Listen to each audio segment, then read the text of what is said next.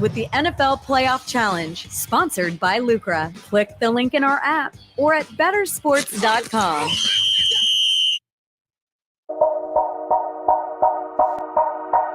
Ladies and gentlemen, please take your seat. The show is about to begin. Presented by Wildcard Fantasy. I'm your host, Simon. Joined as always by my wildly handsome co-host, John Luke Garofalo. Our friend Coop with us, aka Coop A. Fiasco.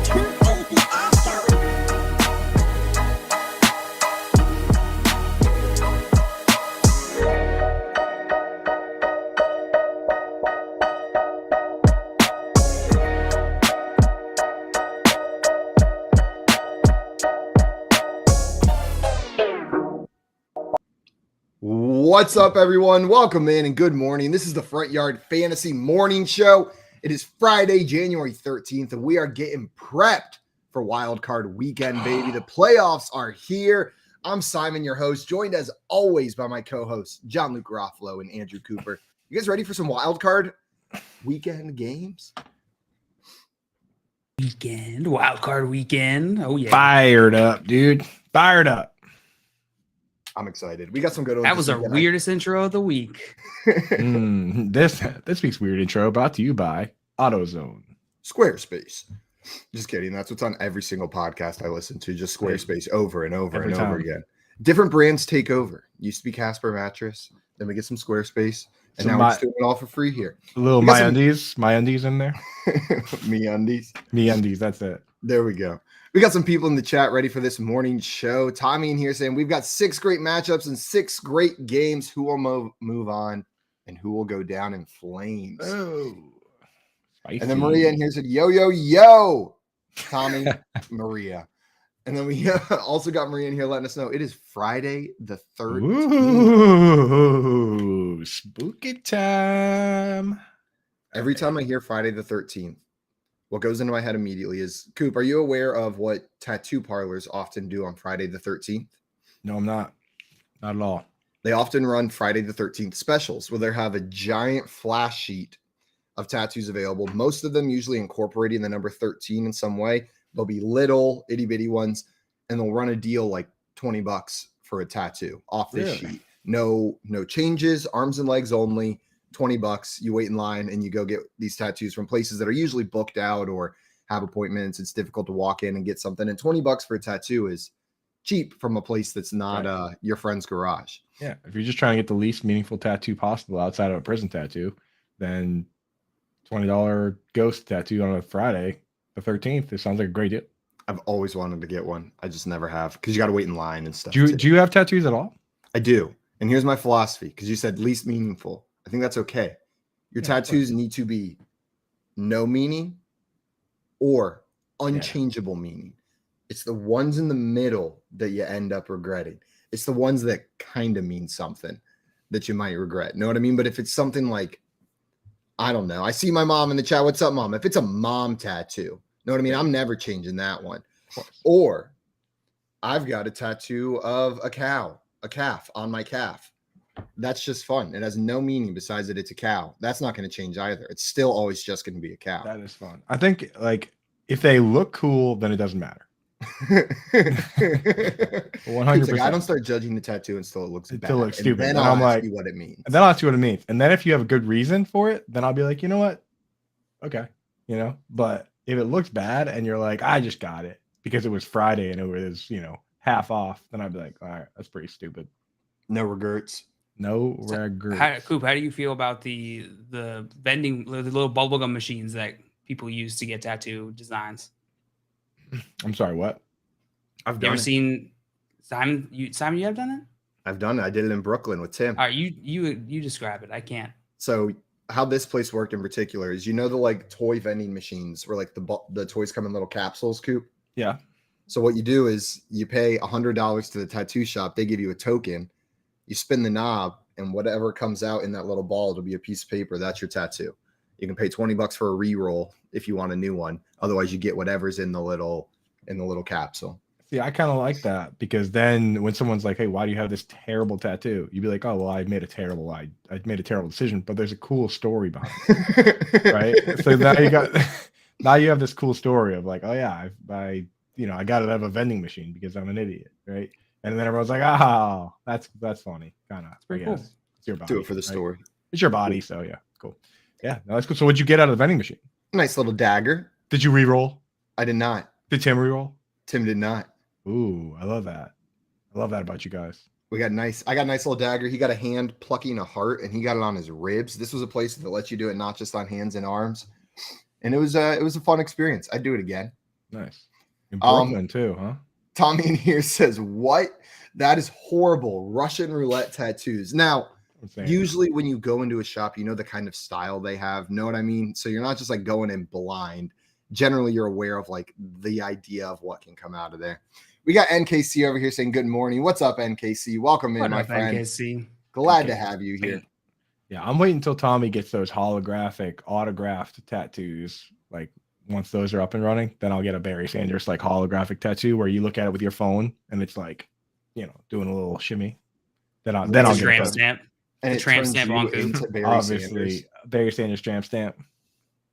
You get a tattoo that whenever anybody points a camera at you, it makes you appear as Barry Sanders in the photograph for the rest of your life. It's like a QR code on your forehead that just gets you looking like Barry Sanders. That'd be tight. Keith wants to know, what tattoo do you think Tommy has? Tommy has a Raider tattoo, but instead of the knife, it's a tomato. I just watched the pirate ship episode of Lego Masters, and one of the people made a spa pirate ship, and it was the Raider but with cucumbers over the eyes, like the Jolly Roger. And I think Tommy has the Jolly Roger with some cucumbers over the eyes. It's at the spa. I like that. He does have one tattoo. I think he's got a unicorn On his butt. on his butt. On his butt. Tommy, you got a unicorn on your butt? You gotta Let tell know us. in the chat, Let guys. us know in the chat. It's that time of morning. It's Wildcard weekend, and there's a lot to talk about. So I hope you brought some breakfast, because we brought everything else. We brought the stories. We brought the topics. You guys just had to bring something to eat. BYOB, baby. Bring your own breakfast. John Luke, did you bring anything to eat this morning? I brought this nice glass of water and this nice little Juice old cup? expired coconut butter bar. Coconut butter bar. Yeah. Does that taste better expired? Got I it. think so. I'll let you know. Dude. What about you? Did you bring anything? A giant big old cup of water is what I got. My big restaurant Water cup that I Bros. stole from a 90s Pizza Are Hut. you water bro too, Coop? I do have water. I left it in the other room, so I will get that during the break. I also, unfortunately for everybody, I have sad news. I cannot eat the tomato today because I have a doctor's appointment that I need to fast. Ooh, for. doctors. So I was awake at 4:30 this morning eating my breakfast, and then I went back to sleep, and then I woke up 10 minutes ago. So good morning, everybody. Good morning. Coop's going to just keep scheduling medical procedures on Friday for the foreseeable future. I'll eat it on Monday. But just no breakfast today with me, which kind of stinks. But I did bring some breakfast in the metaphorical term of what we do here, which I want to talk to you guys about Lamar Jackson. Did you see what he said yesterday? No. He said, came out and said, "Thank you for your support and concerns regarding my injuries. I want to give you all an update as I'm in the recovery process. I suffered a PCL grade 2 sprain on the borderline of grade 3. There's still inflammation around my knee." So not ideal. That was yesterday. I mean, they played this weekend. In terms of sprains, my general understanding is that like a sprain essentially is a tear, but it's the tear that just doesn't go all the way through. And like grade 1 is just like micro tears in the ligament. Grade 2 is like visible tears, and then grade 3 is like basically a partial tear of the ligament to the point where it's as close to just completely tearing your ligament as you can get. So What happens at grade 4? Grade 4 is just what they call a PCL tear. Oh God. So he's looking at, when he says 2 on the borderline of 3, that tells me that when they go in and look at it with like an MRI or whatever, they can literally see that it has tears in it, which kind of risky to play professional football on that, especially when you shake and bake the way Lamar Jackson does. Yeah, that is wild. It's disappointing that we won't see him on the field this weekend, most likely. I guess most likely not until next season, with him being 10-point dogs to the Bengals without him. But I forgot the second half of the tweet, which says, my knee remains unstable. I'm still in good spirits as I continue with treatments on my road to recovery. I wish I could be out there with my guys more than anything, but I can't give a 100% of myself to my guys and fans. I'm still hopeful we still have a chance. So basically, he says he can't play this week. Yeah. Yeah, not looking like he's going to play. But you know what? Long-term health, way more important. Way more important for Lamar Jackson. Get healthy. This probably wasn't a Super Bowl run year for the Ravens anyways. But that being said, that's not even worth discussing if his health isn't up and ready to go. Yeah, I mean, just from his perspective, it's kind of a risky gamble to go out there and play at this point without having a contract and having that serious of an injury. Right. And the doctors usually do a good job of going in and saying, like last year with Zeke Elliott, they said, look, you have this injury to your MCL, but it can't get any worse. So you can go out and play. With this one, they probably told them like, hey, there's a chance you could be ready to play by the Super Bowl, but if you go out and play this week, it's just going to get worse. So you can't play, right? That's kind of how it goes. So just got to trust the doctors. Maybe if they win a couple games, he'll be back. Pull the old Peyton Manning and just sub in, let Brock Osweiler bring you to the Super Bowl, and you just sub in and get all the glory, right? Yeah, that's all you need. Brock Osweiler. What's Brock up to? I don't know. Just being super rich somewhere. Getting things off top shelves for people. He is really tall. Putting up clocks in school hallways. Telling people he's Robert Pattinson, right? And just pretending that he's like the star of the most recent Batman. Being tall. I think he's just around like existing at like 6'7" or however big he is. He just like walks into rooms and waits for people to comment on how tall he is. He goes, "Oh yeah, I am pretty tall." Yeah, used to play Brock football. Osweiler, nice to meet you. Osweiler. Used to play But people football. call me Brock. My name got pulled out of the goblet fire. Then I died. I'm Brock Osweiler. Spoilers. Yeah, I don't know what he's doing now, but he did get so much money from the Texans. It doesn't really matter. No.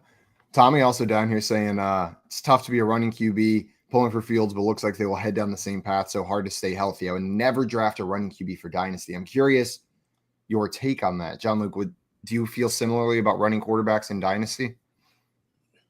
It depends. It's just it's a part of the risk assessment that we have to make. I'm not necessarily going to fade them automatically because of that risk, but it's something I factor in. What about you, Coop? Yeah, I mean, this is 2 years in a row now. Last year, basically every mobile QB missed at least a game except Josh Allen. Like, it was crazy. And then this year, now we're seeing it once again, guys getting banged up. I'm not going to fade them in my rankings. So to me, that means like I'm going to rank them true, but it might make me draft two quarterbacks. I was the one earlier this year saying draft two quarterbacks, though. A lot of times I was drafting my mobile QB second, like Justin Fields or Tua. But if you're going to go that route, might make sense to keep your eyes peeled for a backup QB either on your roster or on the wire, because these guys miss games. It's a tough gig, as Tommy points out. It's not going to stop me from drafting them in Dynasty. Exactly. I'm still going to draft them. The upside is immense, and I think we do see examples of players continuing to play, but they do miss games. Like Jalen Hurts, he missed some games this year, right? It happens. These running QBs. I see NKC over here saying Hurts is a running QB, but he's a franchise QB. Yeah, I agree, and I don't think Tommy's even saying that they're not like franchise quarterbacks. Just that they have that talent, they have that ability. It's just hard to stay healthy. I think it comes down to a health thing. It comes down to your risk tolerance for that health. I wanted to bring up a quote from Al Michaels because I've brought up multiple times just the ridiculous things that he has said on Thursday Night Football this season. But he was on Richard Deitch's sports media podcast earlier this week and was talking about the Amazon Prime games. And he said, from the Amazon people, nothing but support. I think they understood what this was. We're making the most of it. I mean, you can't just oversell something. You want me to sell you a 20-year-old Mazda? That's what you're asking me to do. I can't sell you a used car. I've kind of gone down that road a little bit in games that have been bad in the past, but this game was horrifically bad. What were you supposed to do at that point? And away I went. Talking about that Colts Broncos game from earlier in the season with no touchdowns. But when talking about Amazon, he says, do you want me to sell you a 20-year-old Mazda? You just can't oversell something. Compares the Thursday night Amazon Prime games to a used car, to selling a used car. Kind of ridiculous, dude. Some of those old Miatas hold their value pretty good, I'm pretty sure. I want to check your facts there, Al. I can't hear Miata and not think of that one scene in Benchwarmers where he throws the bat out a window and he's like, my Miata! My Miata! That's one of the worst. Simon, you've seen that movie? Yeah, I've seen Benchwarmers a lot of times. Of course you have, man. That is one of the. Don't you disparage? That's one of the best worst movies. You didn't let me finish. Yeah. One of the best worst movies. I wonder what that movie got from critics, because it is like it's probably critically acclaimed. If I remember correctly, it won the Academy Award for Best Picture. Critic poison. Like everything John Heater in has been given a Tony. I mean, dude, who's in that? That's Rob Schneider. And, oh my, that John cast Heater. alone. John Napoleon Heater, Dynamite. And also, isn't who's Joe Dirt again? I forget his name. David Spade. David Spade. Yeah. Like, talk about a cast that the critics go crazy for. Well, and then who's the guy that plays the brother, Howie? I feel like he's in other stuff too. The one who hides in the closet and is scared of the Girl Scouts. Is that Nick Swardson? I think it is Nick Swardson. Oh my god, I completely forgot Nick Swardson existed until you said his name. Oh my god! Wait, is that you said it? I was like, yeah, that's him. Is that the movie where he's eating sunscreen, or is that a different movie? Yes, it's that movie. Oh yeah, yeah. That's the first time he comes outside. He sits at the baseball field. Oh yeah, eats sunscreen. So good, dude. Screaming. Yeah, I just pulled it up. That movie got a 13 on Rotten Tomatoes. I mean, out of 10, that's pretty good. Yeah, wow, it's great. Yeah, I think it is out of 10. Actually. Crime.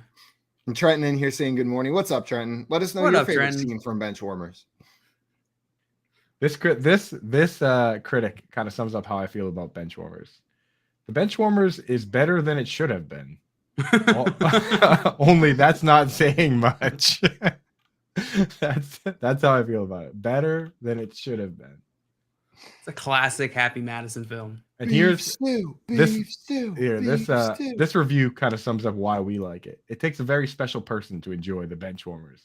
I am such a person. I am such a person. That person is me. I like this critic. I'll have to check some of their other reviews. But yeah, that's a self-aware review right there. You just love an underdog story, and that's even the tagline for the movie: a true underdog story. Like it just what's not to cheer for in there? John Heater, David Spade, and Rob Schneider playing baseball against children. That's high quality cinema right there. With a kid, oh, now I remember this movie where they bring in that ringer and he holds up the crayon note and he's like, it says I am. Like, where's your birth certificate? Dominican. I am 12. I am 12. Oh, he's drinking a 6-pack in the woods. They're just getting that movie's ridiculous. That's a smart film. It's a smart film. We'll have to ask Joey, the film guy, what he thinks about it. I see Squirrel Bob in here. Said finally getting a free morning. So good morning, Jets. Glad to have you back in here, Squirrel Bob. Welcome in. Good to see you, my friend. Yeah, throw us on one screen, throw Benchwarmers on the other screen. Big day. Big day. I'm watching Benchwarmers today in the background. I'm putting it on. That movie's so funny. Today's the day. Today's the day. We got Trenton in the chat saying, morning, Trenton, morning, brother. Hope you brought your own breakfast. We're breaking down a little breakfast talk right now, my boy. Breakfast. Some other good breakfast, a little breakfast treat, if you will. Well, another one of these BYOBs. We talked about Peyton Hillis saved his children from drowning, but unfortunately, he ended up having some lung and kidney issues himself. He had to kind of be saved himself. He ended up in the hospital, and they're saying that his girlfriend says that he's making progress off the ventilator and trending in the right direction. So thank goodness, man. Dude, water is terrifying. People need to respect the water, man, because it can rock you. Even moving water, still water can be scary, but moving water, terrifying. So be careful out there, folks. Terrifying. Be careful. Have you guys ever been caught in a riptide? I've not. I've definitely been pulled under at Martha's Vineyard has some big waves. I don't know if you guys ever been out to Little Island out there, Oh but yeah, you been out there, JL? dude. Martha's Vineyard almost wrecked me when I was a kid. I didn't know how to swim, and my mom's like, "Stay on this blanket. Like, don't leave. Don't go in the water." Immediately, as soon as she turned around, I was like, "Water, let's go!" Let's go, dude. And I went in, and I like the water hit me, and I like immediately went underwater. I didn't put up any fight, so I'm just sitting there like floating at like 4 years old, and my aunt comes running in, just pulls me out. I'll tell you, dude. Like if you don't know what you're doing at the beach, don't go to South Beach on Martha's Vineyard, dude. That's probably where you guys were. The South Beach brings the hammers, dude. Those waves are serious. Every time someone mentions riptides or big waves, I immediately think of that beach, dude. So I'm surprised you've been out there, JL. You made your way. I was so little. I was a little baby, but it was fun. It's like my first few memories of Martha's Vineyard. When I picture Martha's Vineyard, I know nothing about it besides the name. That is, I can't tell you what state it's in for sure. I could guess. I could venture a guess, but have very limited knowledge. But in my limited knowledge, it just sounds so fancy. Like I'm imagining you guys on the beach, like nothing but like white linen lounge chairs with wooden frames and large white umbrellas, and everybody's wearing white bathing suits, and everyone's drinking fancy martinis with big Chanel sunglasses and walking around like, look, it's me and Martha's Vineyard. And there's a little boy drowning, but I'm not going to save him. I'll let his mother or aunt save him. Are you sure you haven't been people for that? You sure you haven't been there? Yeah, I've never been, not once. Sounds pretty Everyone's wearing vineyard vines. Everyone's wearing salmon-colored shorts. Oh God, it's like everything the Easter basket salmon shorts. Yeah, but JL, tell us why it's called Martha's Vineyard. I don't know. I was hoping you guys could tell me. Oh, okay. Nice. Nice. So my part of my family grew up in Martha's Vineyard, so I've been out there many times. What you're describing is a little more like Nantucket, I would say. Okay. The two, I mean, they're both like that. Let's be honest. They're both like super fancy rich people places, but yeah, you pretty much described it to it. Nailed it. Yeah. See, this is why I don't watch movies either. I can usually just figure out what it's like based on the name. I saw a report from Pro Football Network yesterday saying that the members of the Jets front office believe it was a failure of Mike LaFleur to develop Zach Wilson, while members of the coaching staff believe it is because Wilson is simply not a good quarterback. So there's the front office and the coaching staff at odds, it seems like, about what to do with Zach Wilson. Seems like the front office maybe wants to bring in a different coach to try to develop him, whereas the coaching staff seems like they're done. They're out. It'd be nice if they could just do what the Lions did, which is like, okay, you got Brad Holmes. He likes Jared Goff. The team no longer likes him. So they bring in a new quarterback, and then Goff goes with Brad Holmes. Like maybe, what if Mike LaFleur likes Zach Wilson? He just takes him with him, right? And then they go. I think the problem is Mike LaFleur does not like Zach Wilson. He's part of the coaching staff that doesn't like him, from my understanding. Well, then maybe he's probably pissed that he got fired.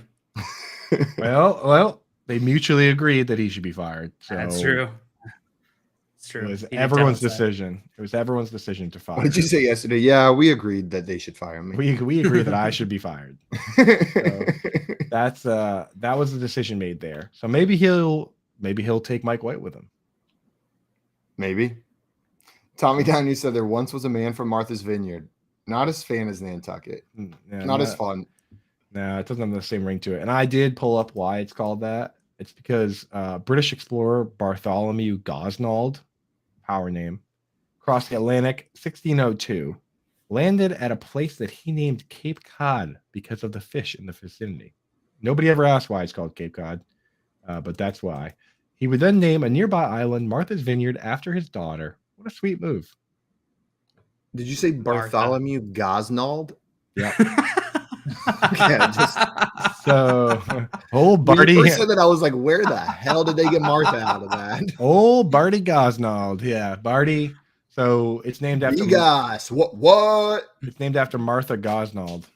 The Nald Martha dog. Gosnold. The Nald I see why they dog. left her last name out of it. What's it called? Gosnold's Gosnold's. Yeah. Bartholomew Gosnold Bring Island. to it. Oh yeah, we're heading up to Gosnold's Vineyard for spring break. you gotta do it with the throat. Gosnold Vineyard. You like Hockaloogie, as you say. You got to cough a couple times. Gosnold's Vineyard. We got Dustin That's in you the just chat. sit Said, on the morning, beach and- gents. So got a bunch of stuff scheduled this morning, but want to stop in and say I'm very excited for the Pro Bowl tic-tac-toe. I'm hyped for all the Pro Bowl games. What'd you say? I'm hyped for all the Pro Bowl games. Oh, I'm I'm so glad they're excited. switching to like mini game mode. I tweeted the other day, I hope that the Chiefs don't make the Super Bowl so that Travis Kelce can be in the long drive contest. Because I've seen clips of him at Topgolf, and he absolutely crushes the ball. Who do you think from your favorite team would have a shot in the or actually just any Pro Bowler? Who do you think is going to be nice at the long drive competition? I got to pull up the Pro Bowl roster again to figure out who's gonna be nice. Not like just from my team. Nah, you can pick from anybody. I would I was gonna say from my team. Whenever you first asked that way, I was gonna say I think David Njoku could probably get a pretty nice swing. Like that dude's tall, big, those biceps. I bet he's got a big stick. He's got a big freaking stick. I say Matthew Slater. Matthew Slater. Slater's a good one. I was thinking Saquon because of the legs. Get all that power from those thighs. Why would you say Slater's a good one? Patrick Ricard. Slater's a good one. Matthew Slater's not winning the long drive competition. Well, maybe. But it's all about form. Everybody gets the award. The game I'm most excited for the Pro Bowl games that they're playing is and what did they call it? And I quote, the Epic Pro Dodgeball Tournament. What I'm excited for, because we've talked about it on the show before. But truly, I think those players will be more competitive in that game than they've ever been in an NFL game in their life. Because I have never seen somebody get on a dodgeball court and not instantly get turned into like the most primal, competitive, animalistic version of themselves that they've ever been. Dodgeball changes people when you're on that court. Like you think you're all good, and the second that whistle blows, like you become a different beast. You could be the quietest person in the world, and all of a sudden you're going to find yourself screaming at the ref, like, I got it, ref. Why didn't you see? Like, you're just Simon. You just described me perfectly. I am that monster. I can picture JL with like way too many like head and armbands on, just like all ready to and rock. Still sweating. I sweat through them all like in the first 5 minutes, making everybody huddle up in between rounds. Like, come on, pointing out calls right on your flank. Right, Frank, what are we gonna do this time? Look at that eye black, like Tommy said. I was so drunk after my wedding, and so was everybody. But we got into the gymnasium at this camp where the wedding was and started playing dodgeball. It sobered me up a little bit, but it was probably some of the sloppiest dodgeball of all time. And it was amazing. I just can't wait for this dodgeball tournament. So the format is going to be 4 teams of 5 players. And it culminates in an AFC versus NFC showdown. It's going to be AFC offense versus AFC defense, and then NFC offense versus NFC defense to determine the championship game and then who wins. If you guys got to put your money down on AFC offense, AFC defense, or NFC offense, NFC defense, where are you going here? AFC offense. I think AFC defense is going to be nice, man. Good luck hitting Sauce Gardner, bro. Like, good luck hitting Sauce Gardner and Patrick Surtain are just going to be pick six in all of those. The old 2-man swing. That's the move. Actually, wide receivers could probably be pretty good at that too, huh? Yeah, they might even be better at catching it. You know what? They might. It's like it's their job. It'll be easier to hit them though, because they make themselves available. Big targets. Ooh, I'm just looking through the names, like who's going to be good at dodgeball. And I was first looking for like the guys I thought was the strongest. Then I realized every single person in the NFL can throw a dodgeball hard enough for it not to matter how strong they are individually. Yep. Know what I mean? I'm not too concerned. Like maybe Patrick Mahomes can throw it a little harder, but like the difference between Sauce Gardner and Myles Garrett throwing a football or throwing a dodgeball probably isn't that much, just from like a power perspective. I want to see a one-on-one showdown between the long snappers, but they have to throw it between their legs.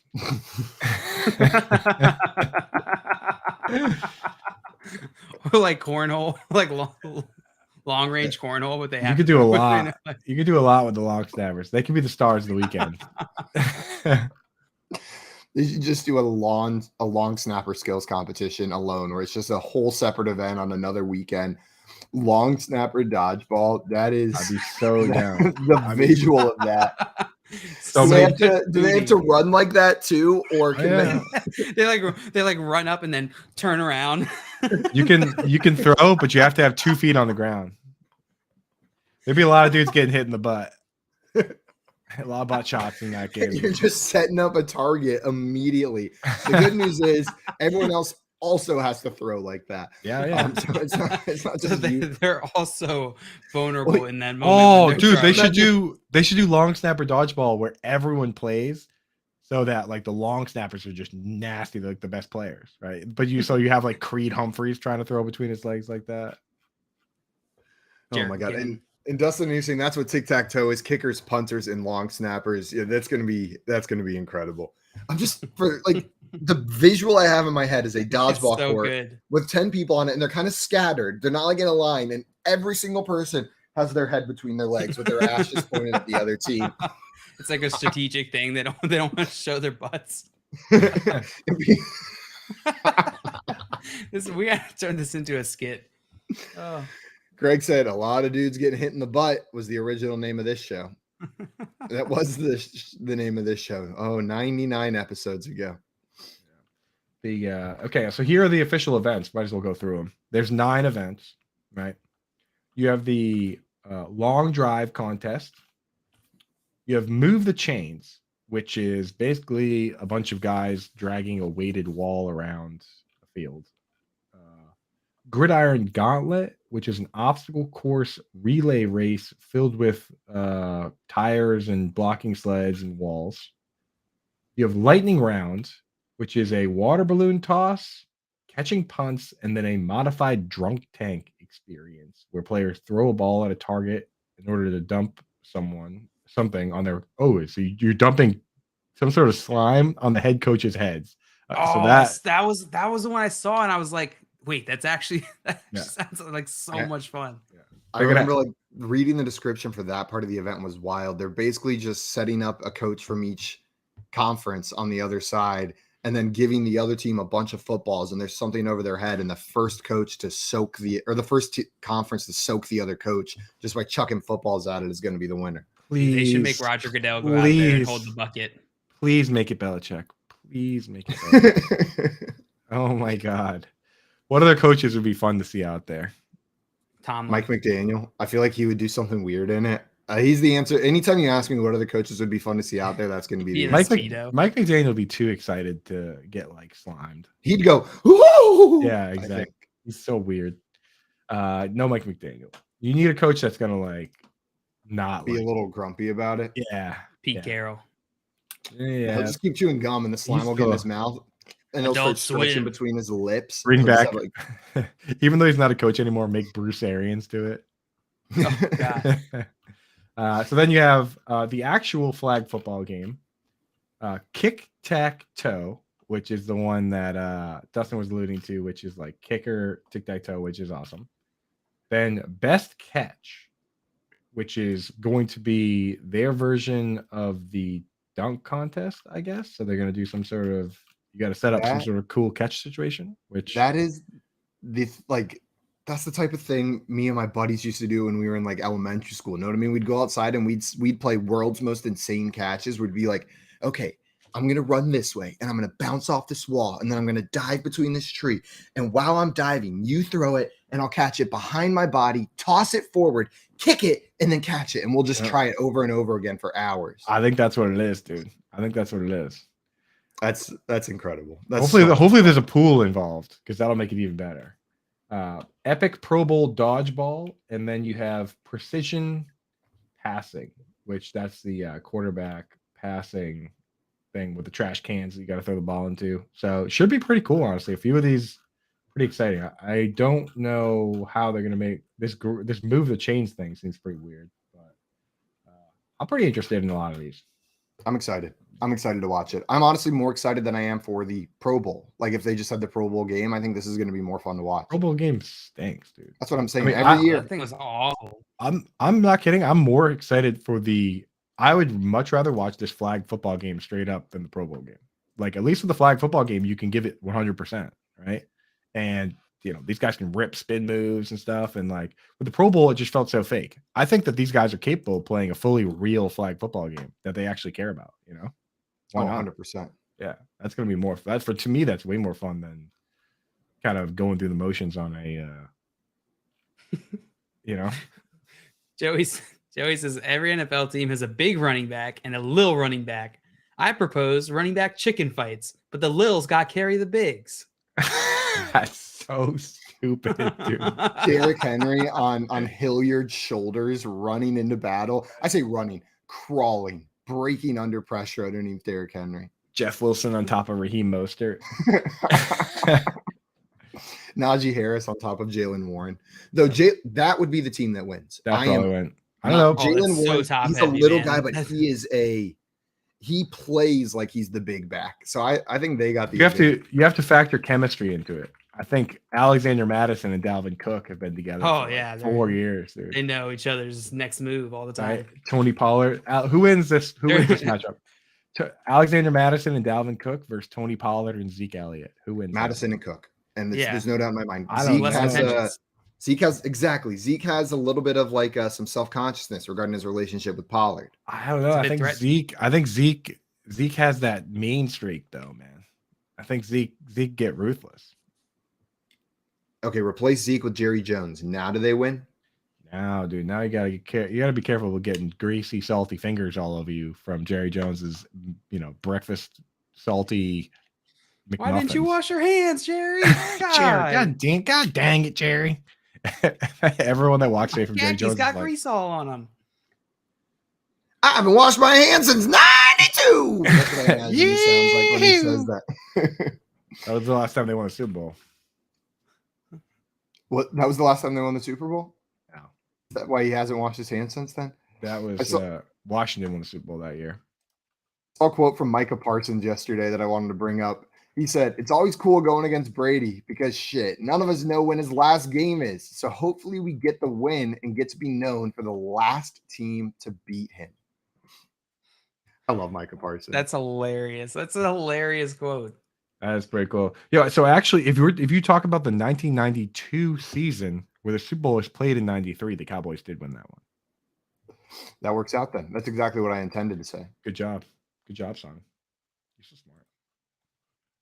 Yeah, that is funny though. I wonder. It kind of goes into the whole Jameson Williams asking for the jersey swap. Oh, dude, if you beat him in its last game and then you go up and you're like, "Hey, can I get that jersey now?" You think you do it? I doubt it. I think Tom's keeping that last jersey. I think he is. I think he's got it. I don't think this is his last season though. Nah, it's not. Well, that would be, dude. Someone's got to do it. Someone's got to do it just in case. Someone's got to be, and then he's just like, sure, have it, whatever. I got tons more jerseys left. Someone asks, there's a player on the Cowboys that's like Kevontae Turpin is just a huge Tom Brady fan. Secretly, he's a huge Tom Brady fan, and he doesn't necessarily want the jersey. He just wants to know if he's retiring or if he's going to play again. Like he's hopeful, and so he's like, "Oh, I know how to find out." And he goes up and asks for the jersey to swap just to see if Tom gives it to him, and if he doesn't, then the conspiracy theories start. I think that's just smart. Probing. I think somebody's got to do it. Who would definitely pay someone to do that is Adam Schefter. Adam Schefter's going to put on like a helmet and uniform and go out there and ask, just like head down, just to sneak that info. Hey, are you Adam Schefter? No, I barely know her. That's someone else. Him. I just picture Schefter always has that like sneaky news. I picture him doing stuff like that, like him going in the hospital after Jean-Pierre Paul had his accident. He's like in the hospital with like scrubs on, like a mask over his face, and he just like steals those X-rays. And he's just like, Scheftered. You got Scheftered. He's just Jeremy Jam. Jam, you got Jam. I'm taking. I like to imagine he uses his first name instead. You got Adam'd. Not nearly as cool. Like Adam who? He's like, but he's already gone. On to the next story. You can't keep him in one place. That's what he responds to them when they say Adam who. Yeah. Yeah. You just hear it from right behind you. He's already gone. Yeah, he starts speaking in third person. I was like, that should be a TV show. Then I thought a TV show about Adam Schefter would be so bad. Just a grown man tweeting. So I saw a question in here about Derek Carr from NKC. He said Derek Carr answer for the Ravens or for the Cardinals. Do you guys think we see Derek Carr on either of those two teams? I'll tell you right now, he feels like more of a Raven. I don't think it's going to happen, but just like the way he would look in the uniform, he's just definitely just going solely based off that. 100%. Yeah, like going solely based on that. Is that not? Does he not look like? No, you're right. It's the goth vibe. It's the goth vibe. Yeah, right. Yeah. That's what it is. Out of all the teams, Baltimore is probably Raiders and Baltimore is probably the biggest goth teams. Yeah. Now, I mean, like those teams both have quarterbacks technically right now, so I got don't you get particular about the definition of goth? Are you? I am going to get particular. I am going to get particular a little bit about it. I think the Raiders are the goth team. They got the Hot Topic vibes. Well, he can't play for the Raiders. I think the Ravens are not goth. I think they're emo. I think the Ravens have the emo vibes. Edgar Allan Poe was like the OG emo kid. He's not a goth kid. He's got like a despair about life. Know what I mean? He's literally a gothic writer, Simon. That is his genre is gothic. Okay, well, we're talking about the modern definition of goth. We could also talk about gothic architecture here, but they define eras of art. I'm talking about in the stereotype sense, in the persona sense, the modern sense. Yeah, I'm sure inspired by that. I said Raiders and Ravens. Those are the two probably most gothic teams in the NFL. I can't think of another one that would be in that tier. The third, I just think emo and goth are so different. I can't possibly put the Ravens in that tier, Joe. I think that the Ravens are goth and the Raiders aren't. Then what are the Raiders? Just there? Metal. Okay. I can buy it. And Tommy said he's going to a warm team. He is horrible in the cold. Yeah, that's true. That was a fact. But that has nothing to do with our narrative of which jersey he would look more like a goth in. No, but to answer your question, I don't think he's going to end up on either of those teams. I think Lamar Jackson's back with the Cardinals. I think Kyler Murray's back with the Ravens. Oh, that would be wild. I just said everything wrong. I think Kyler Murray's back with the Cardinals. I think Lamar Jackson's back with the Ravens. And I think Derek Carr's on a different team entirely. I think Derek Carr I'm with you, Simon. is on the Buccaneers, is where I think he's going to end up. Buccaneers? Buccaneers?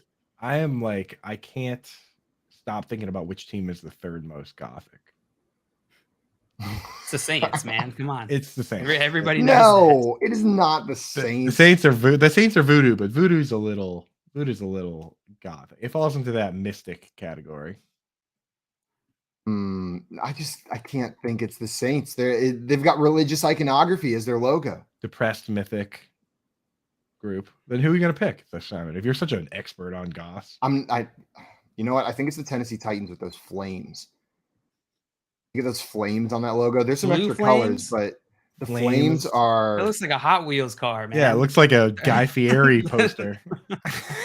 Maybe Guy Fieri's goth. I just now realized Titans are branded based off of Hot Wheels. Dude, the funniest. It all makes sense. The funniest thing, Reddit won April Fool's Day, and I always think of this when I see the Titans logo now, is that Reddit one April Fool's Day switched the two subreddits for April Fools, the football one and the soccer one, and they switched everyone's flares. So they assigned everyone that had a certain team got assigned a certain NFL team, and all the English dudes had no idea what their things were, like their labels were. And this one dude was like, "What the heck is my team here? Some sort of flaming thumbtack?" Now, whenever I see the Titans logo, I just think of a flaming thumbtack. That was pretty funny. Yeah, people go wild for those April Fool's Day pranks. Oh, so on good, Reddit, dude. So good. I don't know why this made me think of it, but it was something that came up yesterday that I just wanted to bring up to you guys. You ever scroll TikTok and you come across a video where you're on Reddit and you see an article and it'll be something like, this math problem has astounded mathematicians for thousands of years. They've never been able to solve it. I prefer to look stupid as early in the morning as possible. Did you guys hear that? Or was that just me? No, I heard that too. Where did that come from? What? Did you play that, JL? I do prefer to look stupid as early in the morning as possible. My hands are right here. And my hands are right here. Keith Look at our said- hands. hit that. Keith actually hit that. That's amazing. Scared that me. I Keith thought I has had like a that. video open in another window or So something. did I, dude. His head just flipped off his hand as he was falling asleep and smacked the keyboard. That's the production quality you get on this show. So It's kind of Eddie- related to the story that I'm telling though. Like Okay. every time you'll see this video or this article that says this problem has not been solved. Don't waste your time. It has never been solved. It's an unsolvable math problem. Then you'll go in the comments and every single time it's full of people like, I don't get it. The answer is just 2. Know what I mean? Like, well, if it's unsolvable, it doesn't seem like a problem to me. Maybe just a law. And then people will be like, well, it hasn't been proven true for every number. They'll be like, well, for most of them, call it a fact. Like there's just people see this hasn't been solved ever by the world's most prominent mathematicians. And they're like, I got it. I bet it's them. I bet they're the stupid ones. Like the pompousness shocks me every single time that I go into those comment sections. The idea that not just 1, but 100 people saw that and they were like, give me 2 minutes. You gotta, I you got gotta, this. you gotta stay off the TikToks, my dude. You gotta get out of there. We're doing YouTube Shorts. That's the new TikTok. Get off. You act like I have a problem. I watch 10 a day and then we move on, Coop. 10 max. 10,000 max. You hit that 10th. You hit that 10th one, and you're like, I'm out. Here's how I do it. I set up a rule. After every 5, you have to do something else. It doesn't matter if it takes 5 seconds, but what it does is it breaks that cycle. Know what I mean? Instead of just the scrolling. Generally, like if I do 5, then I go fill up my water. I don't watch another 5. I stop because I went and did something else. You just got to like have that like break instilled. Otherwise you can scroll I forever. like that. You'd be pretty productive doing that. You can. You get a little break. It's nice, but that doom scroll used to get me pretty heavy. I'll get you, dude. I've done some doom scrolling on Reddit myself, and also in the YouTube Shorts, especially on the FYF YouTube Shorts. I really enjoy those. No doom scrolling in 2023 unless it's on the FYF YouTube Shorts. That's cool. Different That's kind of not doom doom. scrolling though. That's just chill scrolling with the boys. Guys, coming up, we're going to play some Quotey McQuote face. We've got wild card weekend predictions, and then we are going to try to sell you a pen or maybe some other assorted items. And then we're going to do a draft of recreational activities. Right now, you're watching the Front Yard Fantasy Morning Show here on Better Sports Network. The Playbook with Fensty and Ronis, presented by FantasyAlarm.com. Weekdays at 5 Eastern. And now Williams is down on the ground and a little slow to get up. And this is not what the Chargers wanted to see. Hey, he should be fine to practice and X-rays were negative. The guy's still not 100% heading to the playoffs. That's the bottom line.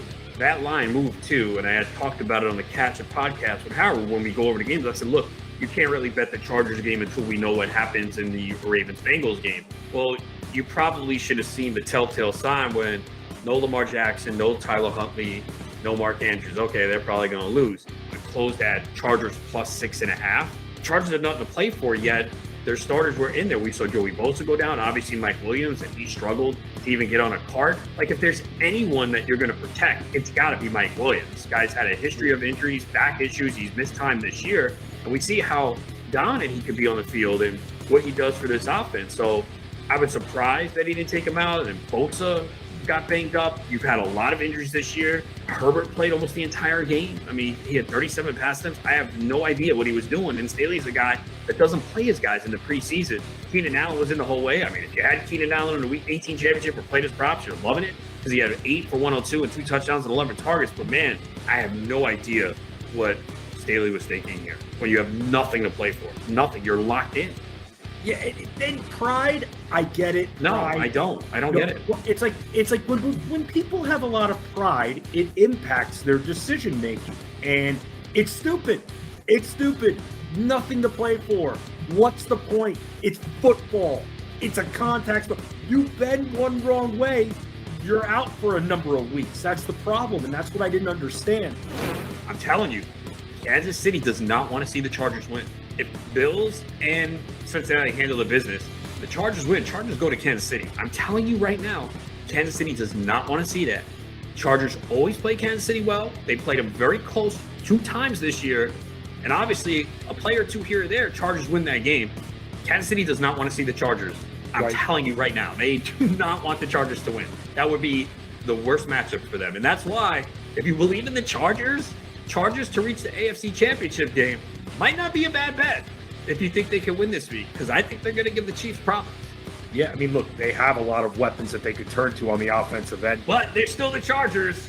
Right. And they always find a way. Trust me, I've been a sucker for the Chargers like the last 5 years, and every time they let me down. Make bets and follow your fantasy team while you buy, sell, and trade collectibles in real time. Only on Better Sports Network.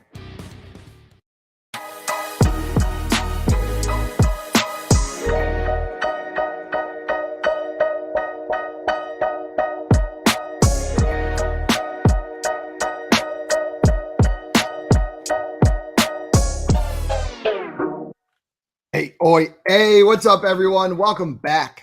It's the Front Yard Fantasy Morning Show here on Better Sports Network. We are getting prepped for Wildcard Weekend. But before Wildcard Weekend, we got some games of our own to play here, guys. And if you enjoy the games that we play here, make sure you head on over to our YouTube channel at Front Yard Fantasy. There's even more of those kinds of games. Fantasy Fortune, Fantasy Jeopardy, some of the games we play on here, like Poll Perception. You can find all of that over on our YouTube channel. So check it out. Hit that sub button if you like what you're watching over there. We're about to get into a game. Us for some Jeopardy yesterday. It was Fortune. That game was wild. The game of Fortune yesterday? Yeah, the one we did yesterday, yeah. JL had a great pull on a Pokemon player mashup puzzle that we did yesterday, where we put together Jimmy pretty good one. Gengaroppolo was the puzzle. Terrible, dude. And you pulled that? Oh, how many letters did you need to get that one? A decent amount for that one. Yeah. The P's. What was the Derwin James one? I feel like Coop would appreciate that. I don't remember. It was Zoolander Derwin James. Nah, that's a good one, dude. I like that. And then everyone for the rest of the thing thought I was just going to do more Derwin James puzzles. For the Pokemon one, they put Charmander Derwin James over and over. There was a Rhyme Time one that they thought was also naming names with Derwin James is what they thought it was. Names with Derwin James. Gamers got me, man. The chat probably got them all. The chat's undefeated. The chat yesterday. So for those of you who have never played, we play a game called Fantasy Fortune. Maybe we'll bring it over here one of these days. But it's a game a lot like Wheel of Fortune where you're solving puzzles. We've had, I think, 3 no-letter solves in the history of the show. And yesterday might have been the most impressive one. It came from the chat. The puzzle was wearing Crocs with Dawson Knox. And Maria got it without a single letter on the board. The full puzzle. Right? Stop it, dude. Wearing Crocs with Dawson Knox. That's wild. Dude, how did I miss this? I wasn't even doing anything yesterday. I don't know. Probably because you hate us. Yeah, I forgot I hated you guys. Yeah, that's why. Craig over here reminding us. Craig, you just unlocked that memory. He sent us a full list of Pokemon mashups like a year ago. I'm finding that list and I'm using them. I am going to start using those, Craig. That's where the idea came from. I was trying to think of mashups and I was like, Pokemon? I was like, where did I hear that? It was Craig. Craig proposed that. I could send a bunch of those to you. I have all my Pokemon Go Pokemon named after athletes. Craig? After Craig. They're all named after Craig. Craig. Every Pokemon is just, I'm going into my Pokemon game after this and renaming all the guys in my team Craig. Yeah. My Beedrill's name my is team Craig. of Craigs. Beedrill's name is Craig. My Charmander's name is Craig. And this is my Ditto, Craig. Yeah. He's a copy of my Beedrill. Craig. He likes to copy my Beedrill, Craig. And here's my Jigglypuff named Keith. The rest of them are named Craig, though. We just never put them in the party. We keep them in the boxes. Where they belong. Have you guys ever gotten Pokerus in the Pokemon games? Have you heard of that? It's even rarer than a shiny Pokemon, but it's a virus that your Pokemon can catch from other Pokemon, and they'll let you know whenever you go to the Pokemon Center, your Pokemon has contracted a rare disease. And what it does is in Pokemon, there's a stat called effort values, which is a hidden statistic. And every time you kill a Pokemon, it basically boosts one of your stats depending on which Pokemon it was by just ever so slight. And there's a cap on the number of those you can get. Most people don't ever hit them. And when you're playing just in-game, it doesn't matter. But what Pokerus does is it doubles the amount of those stats that you get every time you kill a Pokemon. But the time period to spread it is short. Like it's only a couple days, unless you put that Pokemon in your box. And then you can keep it forever. And how they spread it is by being put next to someone in your party. So basically, you can just constantly spread this virus throughout all your Pokemon, have them train up at double the speed from that category, and you're good to go. So it's a good thing? It's a good thing. What's the downside?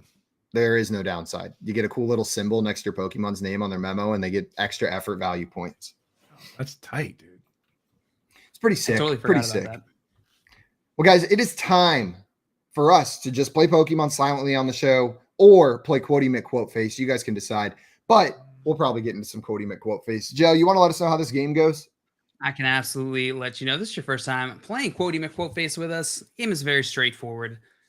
I found a list of quotes. Well, producers Keith and Tony came up with the quotes. I'm going to be honest with you guys. I didn't do the work on this one. But I have a list of quotes here. I'm going to tell these guys each quote. They have to tell me who said it and what that person was talking about. So each round, there's 2 points available. Or I'm sorry, for each quote, there are 2 points available.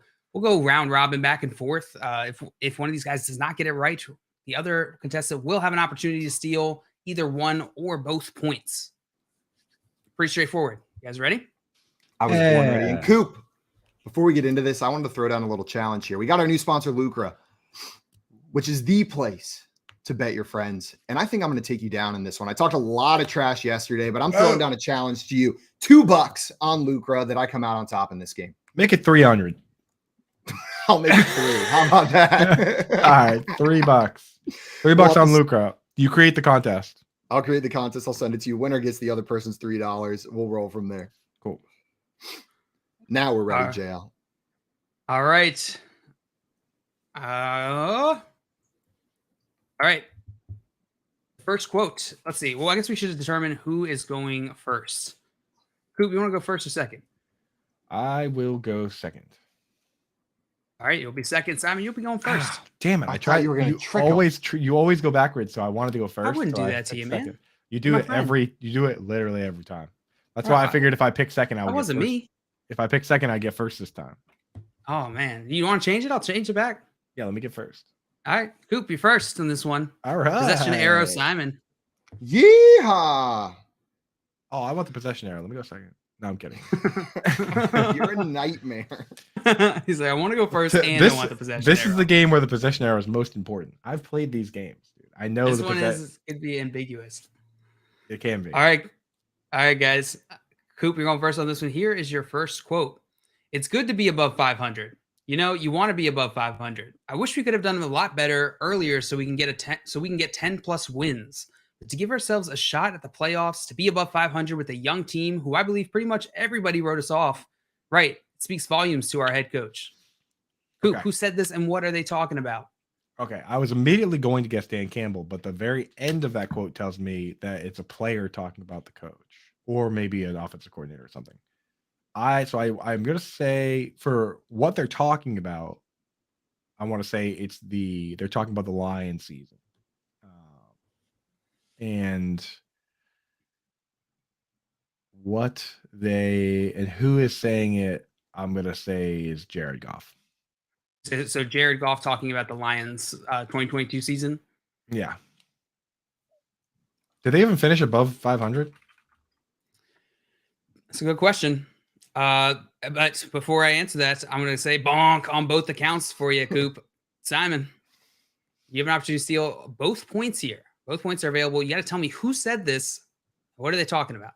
Can you give it to me one more time? Is that all right? Oh, yes, I can. I can see as many times as you want. Time. My loneliness. Sorry. I didn't know the next line. I would have joined.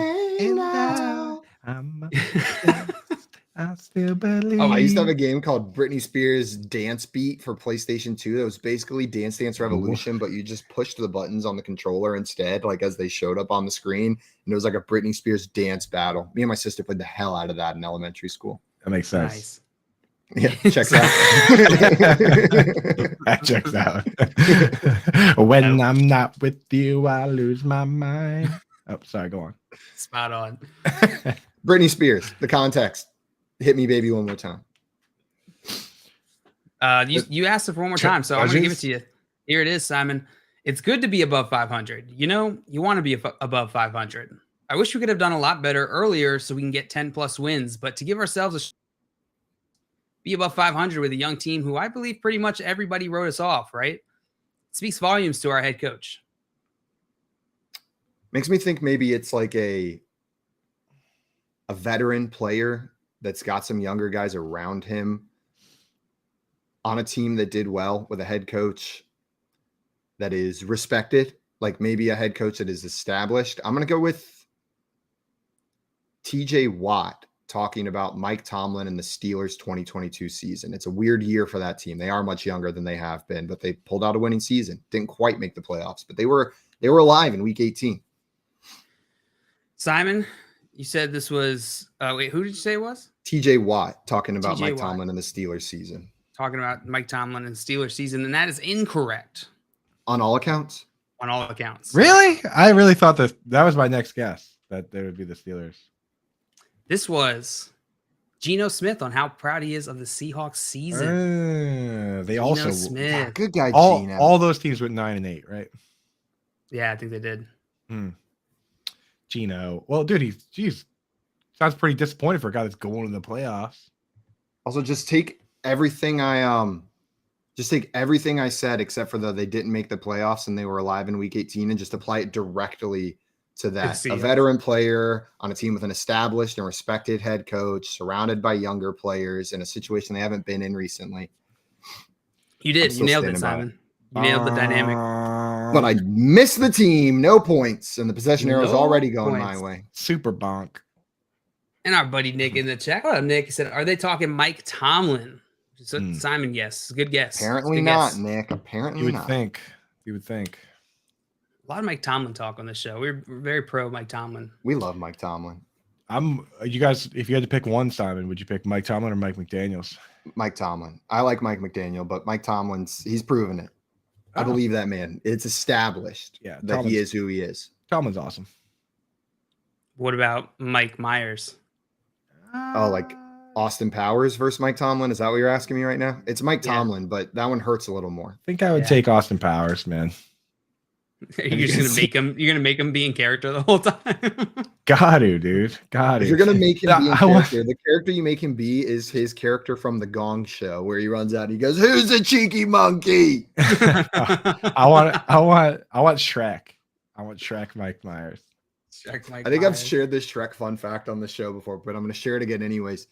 He originally recorded all of the lines without the Scottish accent, and then was like at home and was like, Oh yeah. my God, Shrek should be Scottish. And he called them up and they re-recorded every single one of his lines with the Scottish accent afterwards. What a genius move, though. Can you imagine Shrek with Mike Myers and not Scottish, just like talking in like a normal voice? I It'd be swear like you if guys Chris made Pratt me watch it. Mario or something. Chris Pratt was what? It'd be like if Chris Pratt voiced Mario or something. That movie's not out yet, right? That'd But be people are awesome. already pissed about that movie. It's not even out. I'm gonna watch it. I'm more just teasing that people are. It looks good. I'll say. I'm willing to suspend disbelief that Mario can sound like Chris Pratt to watch an animated Mario movie. That's not too far for me. Movie looks good. It's not like he had a great voice before. You know, I don't know what everyone's so upset about. Mario. You just gotta Yeah. do more. You're Mario. You have to be more It's a stereotypically Italian. That's what the people My want. meatballs are stuck in my pasta. The people want you to be Mamma cartoonishly mia. Italian. Yeah, exactly. Just like that. Nick said, "Give us all the Shrek facts." How about this one is the one that most people know. Chris Farley was originally supposed to voice Shrek before they went to Mike Myers. So we could have had a Chris Farley Shrek in that movie. That would have been a whole different I'd have movie. been pretty I happy. thought you were gonna say Chris Pratt. I was so confident you were gonna say Chris Pratt when you said Chris. Fun All right, fact, guys. how old was he when Shrek came out? He couldn't have been old enough to voice Shrek. Probably like 12. All right, guys, let's get back into our game here. Nobody got points on that one. Coop, you were going first, so that was your quote. Simon, this next one is yours. Okay, I'm ready. We doing Shrek facts still? Not Shrek facts. Okay. Quotey McQuote face. Oh, Much more yeah. serious. This is All right. real time, serious business, Coop. I take What's up, Shrek. I Albert? take Shrek pretty seriously. Minimize the What's your chat. quote? Oh, good call. Congratulations, buddy. See you in Canton. Sorry, Albert. Simon, who said this and what are they talking about? You said, "Congratulations, buddy. See you in Canton." Yep, That's the entire quote. that's it. Congratulations, buddy. See you in Canton. Congratulations, buddy.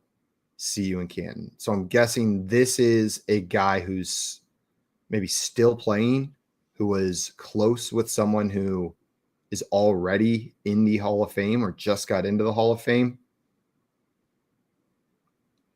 but I'm really blanking on who it could be. Congratulations, buddy. See you in Canton. Who's running around calling people buddy that has aspirations to make the Hall of Fame? Buddy. Nobody who said that quote's making the Hall of Fame. I'm just like, it's not happening. Congratulations, buddy. See you in Canton. Hashtag job. blessed. Hashtag Canton dreams. Hashtag fit goals. Student athlete. Just roasting this guy, and it's going to be like my favorite player. Hashtag student athlete. Hashtag. I'm going to say this is very definitely. I have no idea. So I'm just going to guess a player. This is Sparta. Track. Antonio Banderas. Saquon Barkley talking about Eli Manning. Simon, this is not Saquon Barkley talking about Eli Manning. That is completely incorrect. Yeah, I figured. Okay. I want to say. You have an opportunity to see him. So pretty presumptuous. I almost want to say that it's someone that is a Hall of Famer already, or maybe they know they're going to be Hall of Famer for sure. But the context I'm fairly confident on.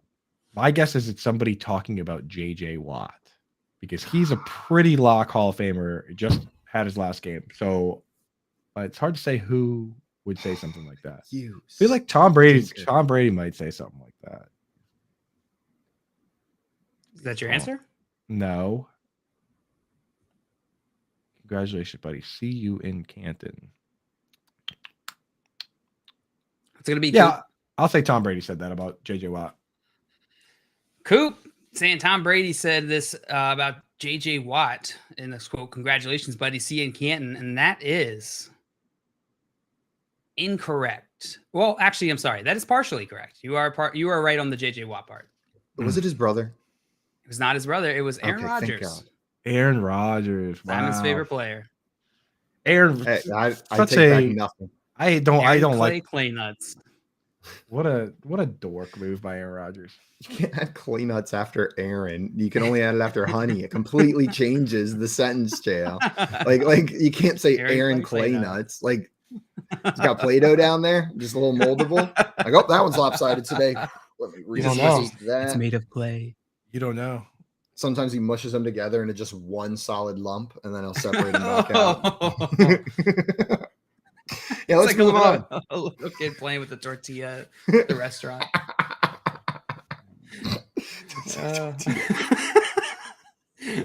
We got Albert in the chat. Said, good morning, everyone. Good morning, Albert. Good to see you, my friend. Albert. And we got Chungus in the chat. Said, happy Friday and happy Super Wildcard weekend.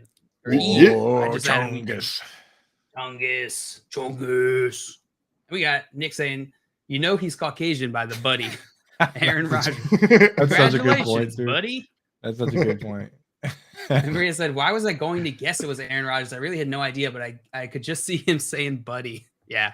He's definitely the type of guy that just subtly is condescending all the time to everybody. And just immediately, he's also, I should have thought of that too, because he's immediately the kind of guy that would be like, well, I'm a Hall of Famer for sure. So got to mention that part. Yeah, he's got the just unbridled confidence that I'll see you in Canton. Like we'll be there together. See, I don't mind that part. I feel like that's like common vernacular enough. Like I'll see you in the league. Like it's like, but with Larry the Fitzgerald power of positive thinking. It's like the vocalization of it. It's just like willing it into existence. Yeah. Like I wasn't upset with that until I found out it was Aaron Rodgers. And so I'm trying to pull myself back and be like, I didn't think that about this quote before. I knew far it was too Aaron reasonable, Rodgers. Simon. Larry Fitzgerald was my second guess just because he was a Cardinal, but I didn't guess him for that exact reason, JL, because he wouldn't say that. It's such a presumptuous thing to say. You know what I mean? Yeah. And honestly, Aaron Rodgers, I don't know what I was going to say there. I don't know where I was going to be honest about Aaron Rodgers. You said it all. I have no idea where that was going. You said it all. You said it all right there. What can I Honestly, say? Aaron Rodgers. That's it. That's it. All right, Coop, that got 1 point. Put you in the lead, man. Yes. I'm going to get 1 that point. $3 from you, buddy. Sent you the invite. Did you send me the invite? I did. It's in your text messages. So what? We just confirmed that who wins or loses? Yep. We both have to agree on it. We'll go in and put in the results afterwards, and then the winner gets that money. What happens if you dispute it? What if I disagree with the outcome? We'll find out. We should find out. Are you planning to do that? I'm gonna cause a mutiny. Let's take it to the top. Let's see how Luca settles it. Luca has to have some sort of they have to have some sort of like some sort of arbitration process. There's a court that you go through. I like it. All right, guys, let's get into our next quote here. Quotey McQuote and face. Coop, coming back to you on this one. This is going to work a little differently, actually. Well, never mind. Sounds like a good quote. This is more of a conversation, so I want you to identify who both people who are talking in this one. So maybe there's 3 points available. I think that's fair. All right, person one. I mean, this is a guy who was pass blocking a tree. Person two, that's who it is, and he's over here upset about Ring Around the Rosie. Not only is he doing that, he's recording it. You're recording you blocking a tree. Coop, who are the two people who said this? What are they talking about? For 3 points. So I know who was upset about the Ring Around the Rosie. It was a God damn it. It was a Broncos offensive lineman that was upset about the Ring Around the Rosie. And my guess would be this sounds like a conversation that would be had between the Kelsey brothers on their show, Travis and Jason Kelsey, about to get the full 3 points. Do I need the name of the offensive lineman, or just Broncos offensive lineman upset about the Chiefs Ring Around the Rosie? Would that be enough? If hypothetically, correct. I think I would accept. Yeah, I think I would accept both of those. You don't think you necessarily need to know the name. Okay, so I think it's my guess would be this is the Kelsey brothers. Although they did say Chiefs rather than, well, yeah, I'm gonna say it's the Kelsey brothers talking about Quinn, man, whatever his name is, the whatever offensive lineman for the Broncos is upset about the. I know that the lineman was upset about it. He was like, he says he hates those guys. So that's my guess. Coop, that is absolutely correct on all accounts. Cool, baby. Let's go. This is the Kelsey brothers, Travis and Jason Kelsey, talking on their podcast about the Broncos Quinn Miners being pissed off. I don't know if that's how you say it. I said the same. Honestly, it's a weird thing. So I was like, man. So I saw the clip. I didn't see the clip of the Kelsey brothers, but it sounds like something they would say. But I did see the clip of the guy, and he, in context, the clip isn't that bad because he's like, I'm just sick and tired of losing to the Chiefs. I'm waiting on the day that we actually beat them, and I'm like gonna be so fired up when we do. And he's like, I'm just gonna get it out there while I'm talking about all this stuff. That little Ring Around the Rosie thing they did against the Raiders, that pissed me off. Like, he was fired up talking about the Chiefs. Yeah, it's when the Chiefs did the Ring Around the Rosie play. That's what he's referring to. The Chiefs, bro.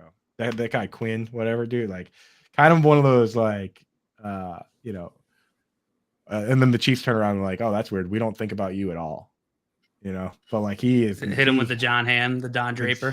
I immediately thought of John Hamm when I heard that quote because he like, if you go and watch the video, man, like, he hates the Chiefs.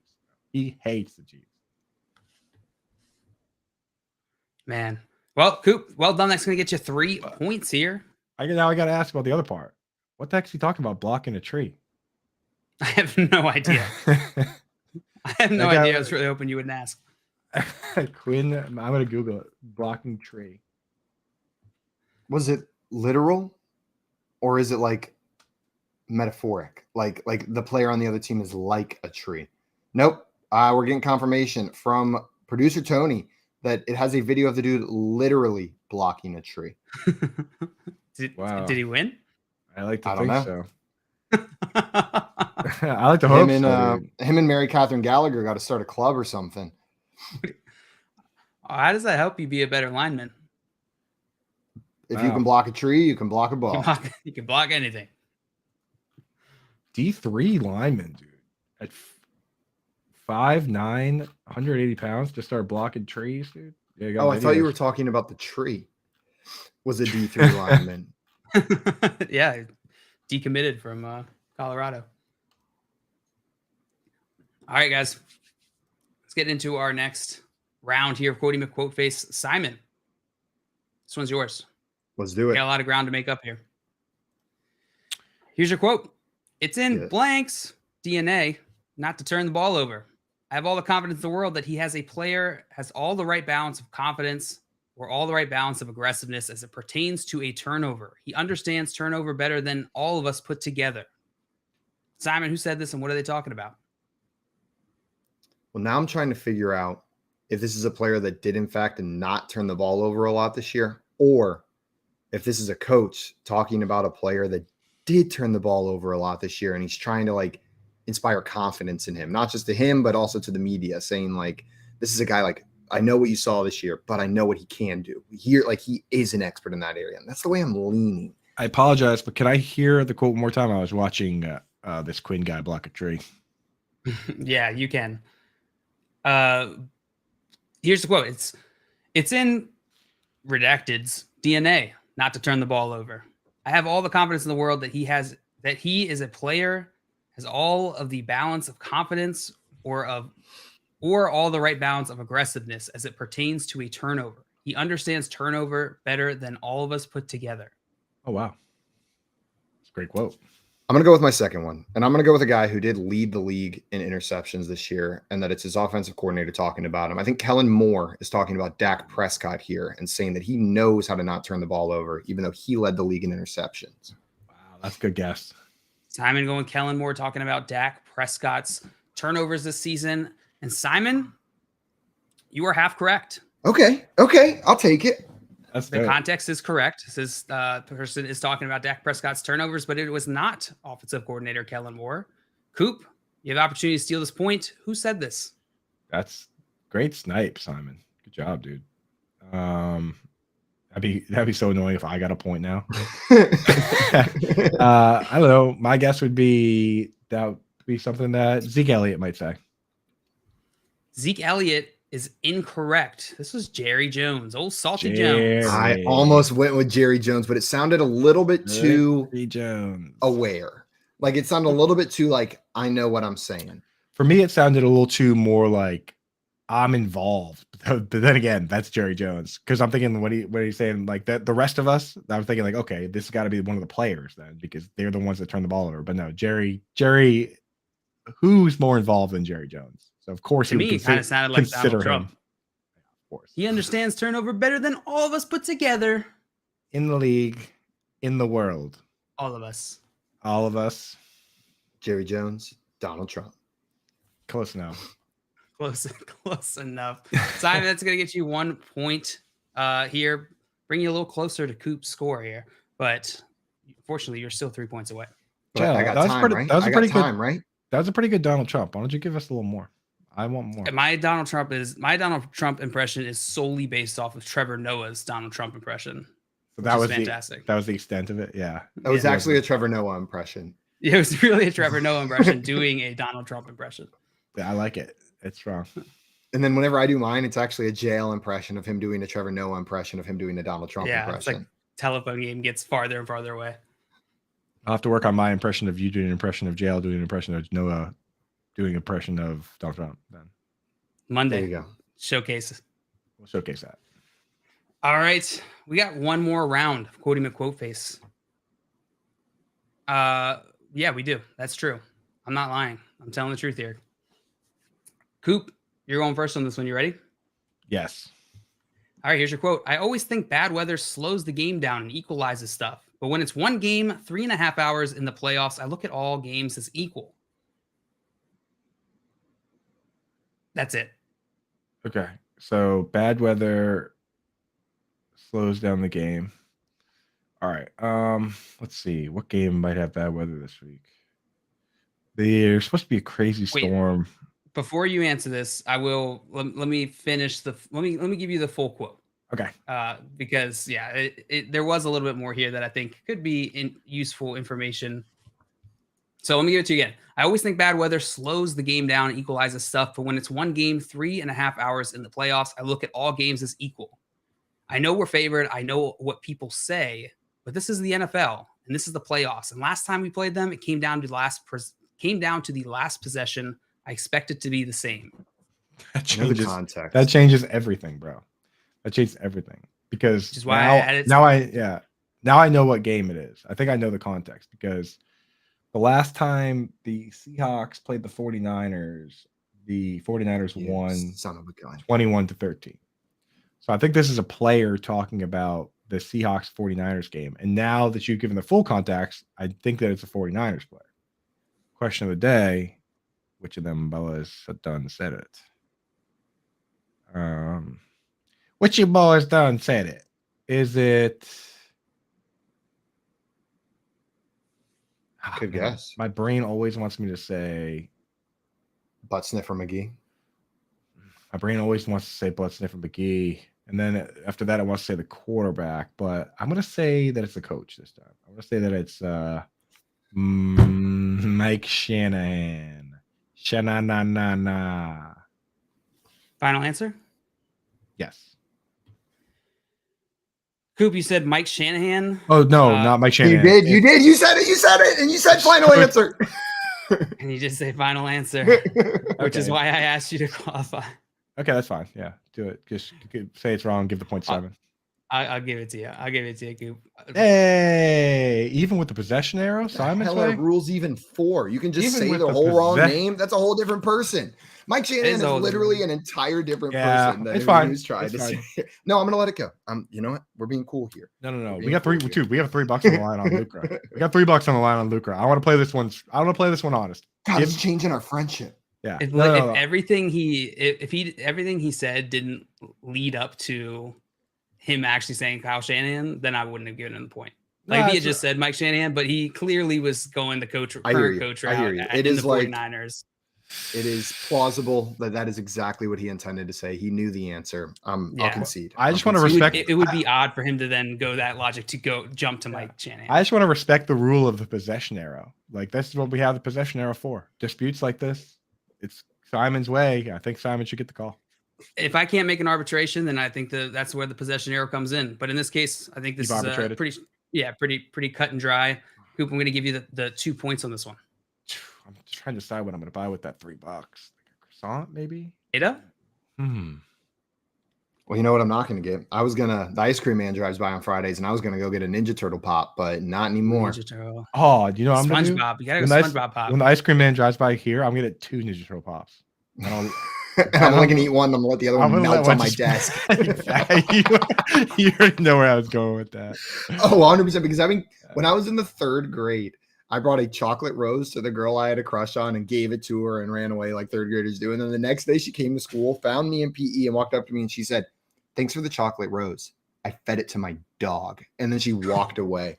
And as a 3rd grader, I was just like, I think that's where all of my issues with the type of girls I was attracted to started. If you were, because I didn't get upset. I was like, oh my God, I'm in love. Like she said that to me and I was like, I'm going to give you 20 more chocolate roses to feed your me dog. chocolate. Dude, if you were in fourth grade instead of I'll be your dog. If you were in 4th grade instead of 3rd grade, if you were in 4th grade instead of 3rd grade, you would have realized that you would have chased after her, not because you love her, but to tell her that she just poisoned her dog with chocolate. Hey, you should go see your vet. You should not be feeding your dog chocolate. Check on your dog. No, I don't know if you're aware of this, but Sarah. To make it even more insulting, she was just lying to hurt my feelings. There wasn't even a dog involved in this story. She said she had like chocolate on the corner of her mouth.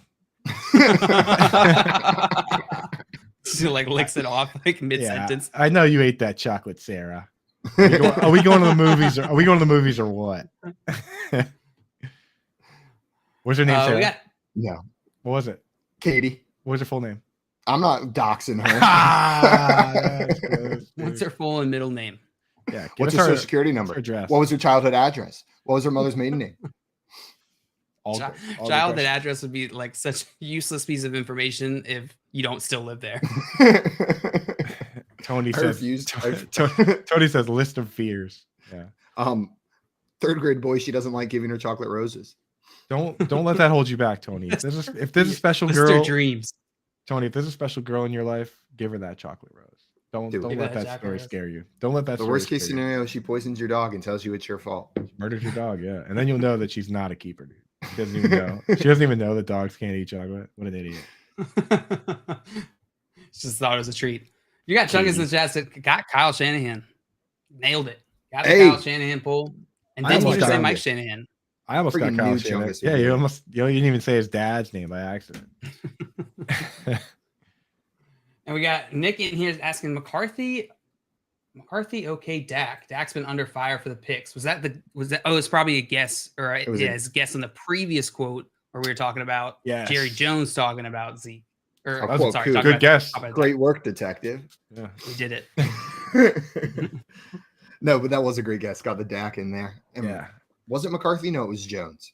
It was Jones. You know, it was a step ladder. I went OC, and then I said Zeke. They I were went like- down. you went down, and then they were like a little higher than McCarthy, and it's like, nah, we got to go all the way to the top. Jerry Jones. Taking this to the top. God, Jerry taking this at the top, like you go all the way to the top of the ladder. It shouldn't be Jerry Jones at the top. That's like It's not the final dangerous. boss. It's Like, Trump. It's He Trump should at not the be top. up that high. Like there needs to be someone else above Jerry Jones. One to hold him, make sure he doesn't fall off from the top of the ladder, and also Very like, old. God, Ted- that would be. It's shocking. Ted Cruz. No, he's busy. Greg Abbott. They're all so busy. They got things that they're doing. All right, we got one more quote here to go through, guys. Coop, you have a commanding lead. Unfortunately, this game is out of pocket for you, Simon, but this next one is yours. So for all of the pride and marbles here, here's your This one quote. not mine. This Not- one's yours. Not For you, $3 Simon. worth of marbles. I want to buy $3 worth of marbles. I gotta get them right now. Here's your quote, Simon. At some point, the reconciliation has to come. Our spending in 2020, our spending in 2021, and our spending in 2022, the aggregate of that was we were the 27th in the league in cash spending. A couple years were low, 1 year was high, but over a 3-year period, we are one of the lowest spending teams in the league. Simon, who said this and what are they talking about? Well, that quote did a complete 180 about halfway through from where I thought it was going. Can you read it for me one more time now that I've heard the back can. half? At some point, the reconciliation has to come. Our spending in 2020, our spending in 2021, and our spending in 2022, the aggregate of that was we were 27th in the league in cash spending. A couple years were low, 1 year was high, but over a 3-year period, we are one of the lowest spending teams in the league. One of the lowest spending teams in the league. See, because at the beginning, whenever it said the reckoning has to come, I was like, well, this is the Rams. Like they're dealing with the reckoning now of spending all that capital. But then you get to it and it's like, no, we ain't spend anything. But maybe it's a reckoning happening to them. Like they spent all that money and now like that was the years of their reckoning. I'm going to go with this is head coach Dennis Allen talking about the New Orleans Saints. Simon, that is incorrect. Yeah. On both accounts. Coop, you have the opportunity to steal here. Who would have the stones to say this? Like, I feel like, dude, a player saying this, you gotta be crazy. You gotta be outside your mind to say that as a player, I feel. And a coach too. Like, what are you just sending notes to the GM through the media? I feel like this has to be a GM that said this. So, how about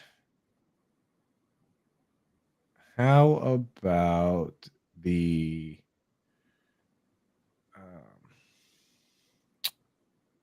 give me the Ravens GM talking about their spending habits. And I don't know the GM's name right now. I know it used to be Newsom, but I don't know who it is. DaCosta. So you're going to go there, DaCosta, Ravens GM talking about the Ravens, correct? Yes. That is incorrect.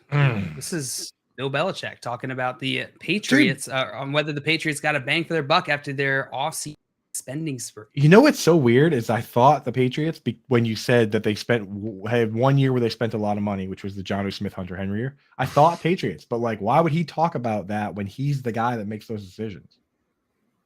Like he's the coach and he's the GM. I mean, I guess maybe he would, but yeah, I don't know. Interesting, dude. Damn, I should have guessed. Pat. Man, that spending spree, I feel like, is where like you get home and you go through all your bags, you just spend all that money, and you're like, huh, really get a lot. I didn't really get a lot. I just got a lot of trinkets, like a lot of little things. I got some new shorts. I got a couple new keychains, maybe a puzzle. Like, but where did all that money go? Exactly. You pick up this like really expensive puzzle of like The Office you got, and you look at it, and you're like, oh man, why did I spend all this on Jonnu Smith? Now I got to figure out how to use it. You were gonna win this game 6-1. Well done, my friend.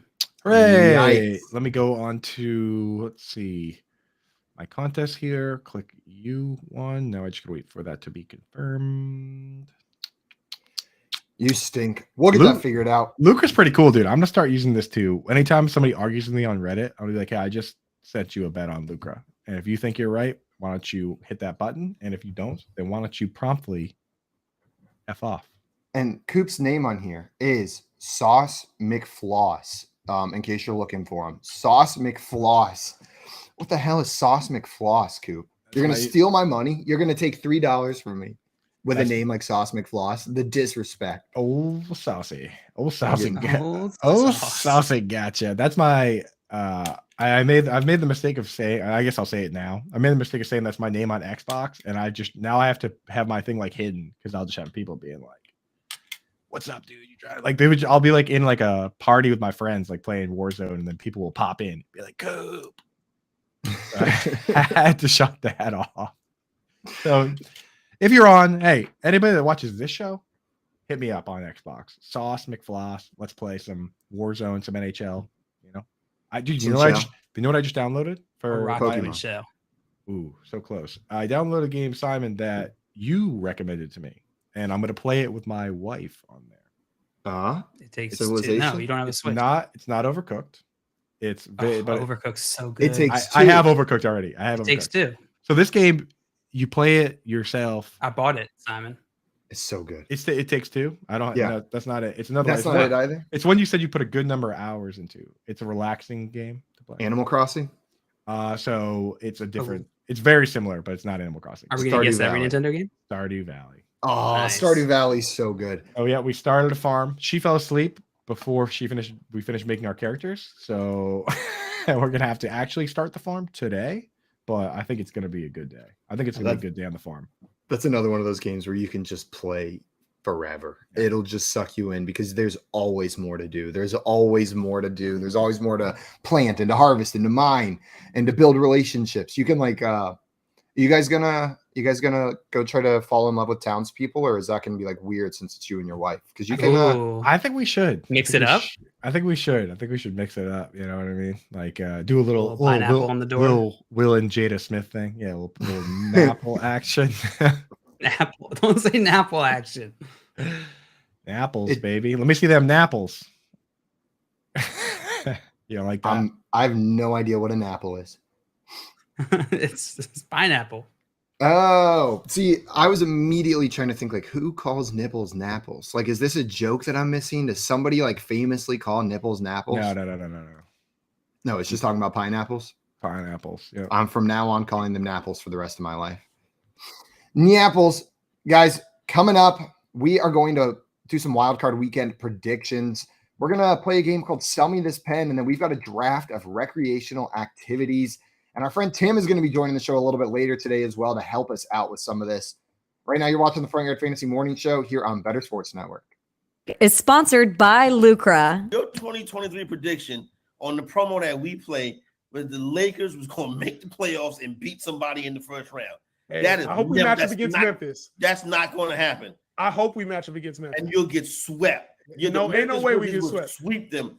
The Memphis Grizzlies would be swept. They would be laughing at them. If the Grizzlies if the Lakers make the playoffs with AD healthy, Westbrook off the bench, and LeBron, everybody's healthy, they will beat the Memphis Grizzlies 100%. We will be on Lucra betting on that game right 100%. now. All right, Better Sports Network is sponsored by Lucra. Lucra is redefining friendly competition. Compete in the games you play and the sports you watch with Lucra. Download the Lucra app right now to create a contest and bet against your friends in as little as 15 seconds. Use the promo code BSM when you sign up to receive a free $5 to play with. Winning is fun, and beating your friends is even better.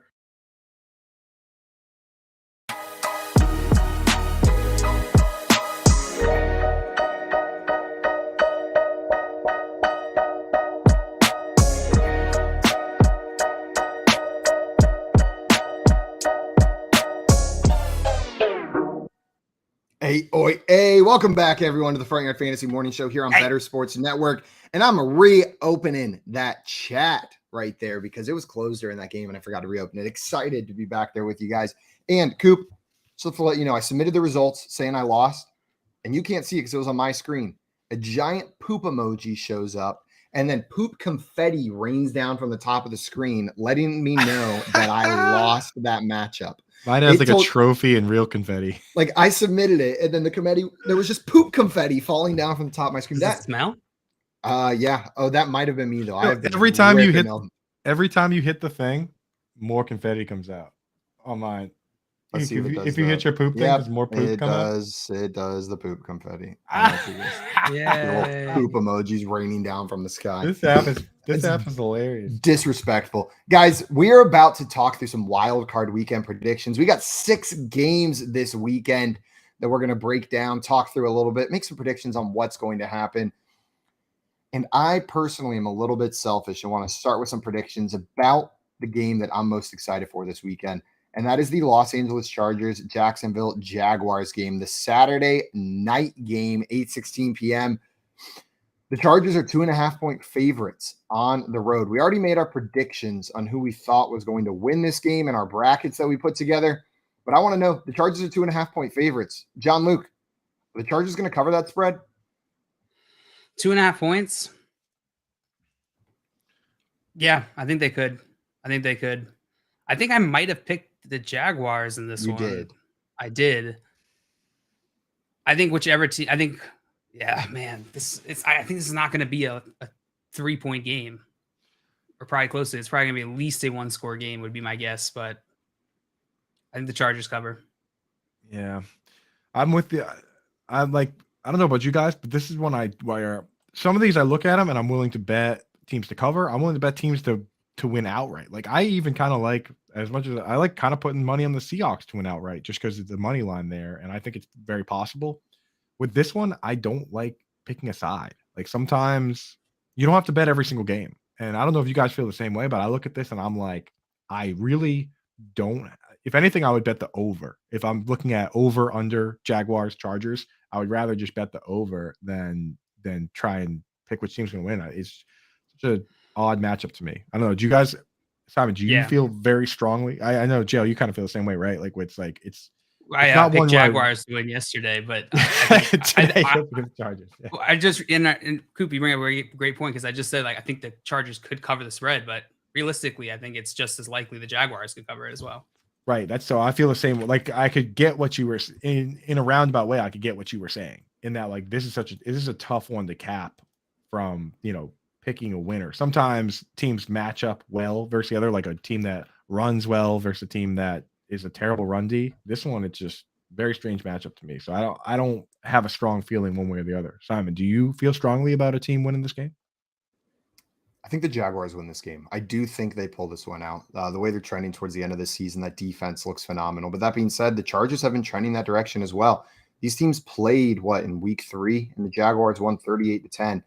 But I don't think it's the same team for either of these teams out there, right? I think this Jacksonville Jaguars team is looking significantly better. Trevor Lawrence is looking significantly better than he did early in the season. The defense is clicking. But that Chargers team as well, that defense is looking a lot better. They had one of the weaker defenses in the league over the first half of the season, but over the back half, they've stepped up a little bit. I do think Jacksonville gets it done, but I'm with you guys. This is the hardest one for me to call this weekend. This one, and then the Cowboys-Bucks game is the other one I'm struggling with. But this one in particular, just I could see it going either way.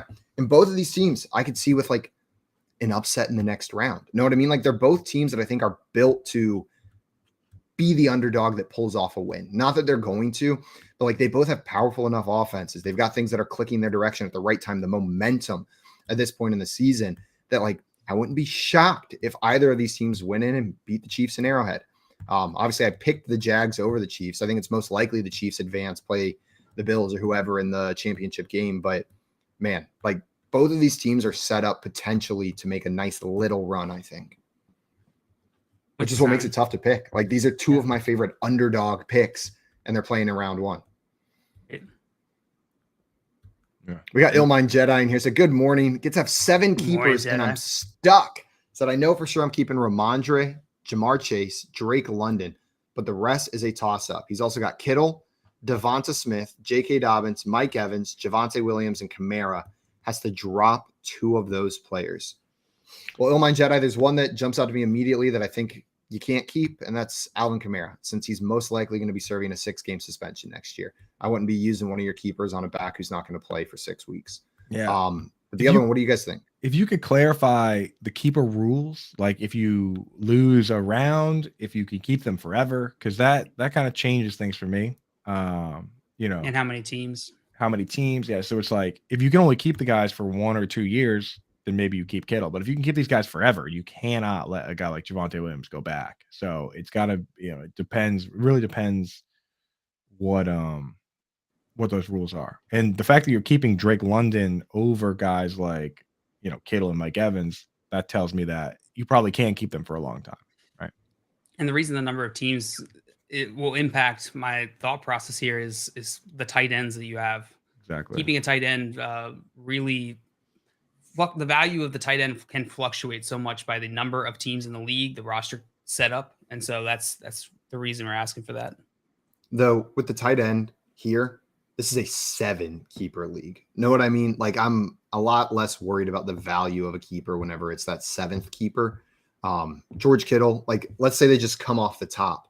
He's worth a 5th, 6th, or 7th round pick, potentially even a 3rd or 4th. So with 7 keepers, like Kittle's a keep for me in this. Most likely, I agree with you, Simon. I guess it's more a point of like clarification, but I was just thinking the same way as like it's most likely going to be Kittle.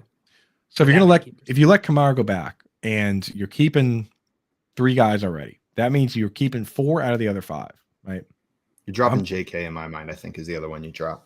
Yeah, so you're dropping Kamara, you're dropping JK. What do you think? Do you think to me it's between JK and I'm definitely keeping Javonte and Kittle. No, you got to keep Javonte Williams, man. Why do you have to keep Javonte Williams over J.K. Dobbins? Because Javonte Williams catches more passes. I prefer Javonte Williams as a fantasy player over J.K. Dobbins. I like J.K. Dobbins, but I also think Javonte Williams, before he got injured this year, he took over a job that we thought was going to be a split backfield. And I believe that when he comes back, he's going to be that lead back in that offense for years to come. Considering how running backs are harder to come by, I think I would probably keep Kittle, JK. I might send Mike Evans back, to be honest. Right? I feel like out of those guys in a keeper league, out of those guys, it's probably easiest to draft Mike Evans back. Potentially. He's older of those guys. He's 20, he's going to be 30 starting next year. Yeah, the situation might really change next year. Depending on what's up with Brady, yeah. So I would say that I would keep all the young guys and Kittle, and then I would just try and draft then you can, because you're going to have 3 running backs and 3 wide receivers going into next year. So then, with your first pick, if you draft a wide receiver, now you have 3 running backs, 4 wide receivers. That's pretty much all you can ask for in this world, And another one thing to consider we haven't really talked about, I don't even know if I would keep Drake London. I think he would probably be part of that second list here. We should consider that.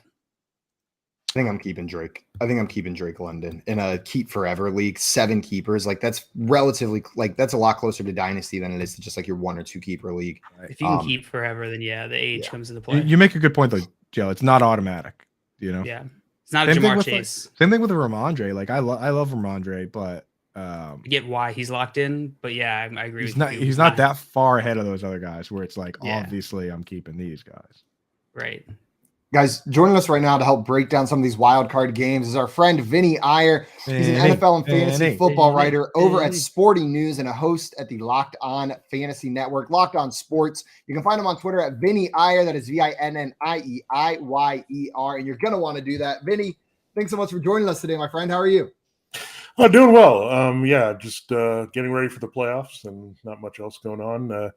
Gonna go to some mountain house this weekend, so everyone else is gonna have some fun while I'm gonna be locked in watching playoffs, which I will also be having fun. But you're always doing a little something, dude. We had Foxwood Vin a couple weeks ago. Now we got Mountain. We got tailgate. That's why I'm wearing my lumberjack outfit. That's why I'm getting ready for. I was gonna ask, you're dressed for the weekend already. That's right, dude. Is Vinny short for Vincent? Is that your No, full- it's actually short for Vinayak, which is Vinayak. Indian. So that's okay, cool. Yeah. There you go. Vinayak. Vinayak. Well, Vinny, we were just talking about the Jaguars Chargers game and talking about how that's probably the game that's the toughest for us to pick or predict this weekend. That there's a lack of confidence. Do you have strong convictions about who's going to come out on top in this game? Well, I would say on paper the Chargers have better defense, and that's why. And Joey Bosa, when he's healthy, the Chargers are a different team. I mean, it's just a fact because he's so disruptive in so many ways, and it just helps because now you have these other guys being complementary players. He's a great run stopper as well, which they struggled against the run, so they've changed that. So when he plays, it's really tough to beat their defense, and that's going to be a little tough for the Jaguars, especially keep in mind, I think they haven't really felt the effects of not having Cam Robinson, but that might come up here in this game. Yeah, we haven't seen many games with Joey Bosa and Khalil Mack together on the field.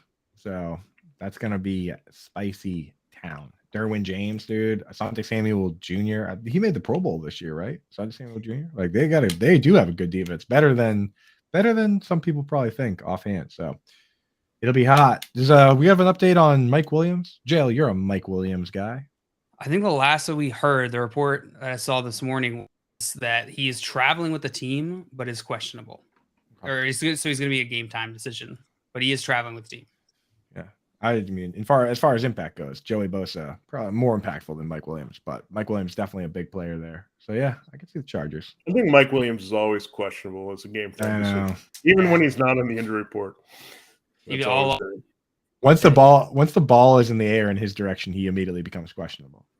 I imagine he lives his life similar to how he plays football as well. Like if he drops a fork, he's not just like letting it hit the ground. Like he is like sacrificing his body to catch that fork to make sure it doesn't hit the ground. He doesn't just take the escalator. He like slides down the railing. He forgets to turn the lights off before he goes to bed. And instead of just walking up there, he stands on the edge of his bed and full dives across the room to hit the light switch. That sounds right. Now, Vinny, I did want to ask you about another one of these games because our friend Coop here thinks that the Seahawks not only can cover this 9.5 point spread, but that they're going to beat the 49ers in Wildcard weekend. Maybe we see a rookie game from Brock Purdy. Are you on board with this, or do you think the 49ers are going to take care of business? Unfortunately, I think this is a bad matchup for the Seahawks. They really struggle with run defense.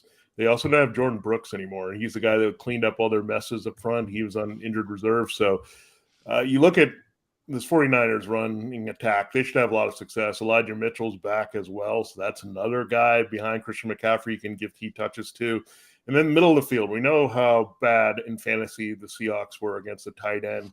And we know tight end fantasy right now, even Travis Kelce has kind of cooled off last few games. Mark Andrews did have a 100-yard game, but no one is hotter than George Kittle right now. I mean, the guy is just putting up massive touchdown numbers.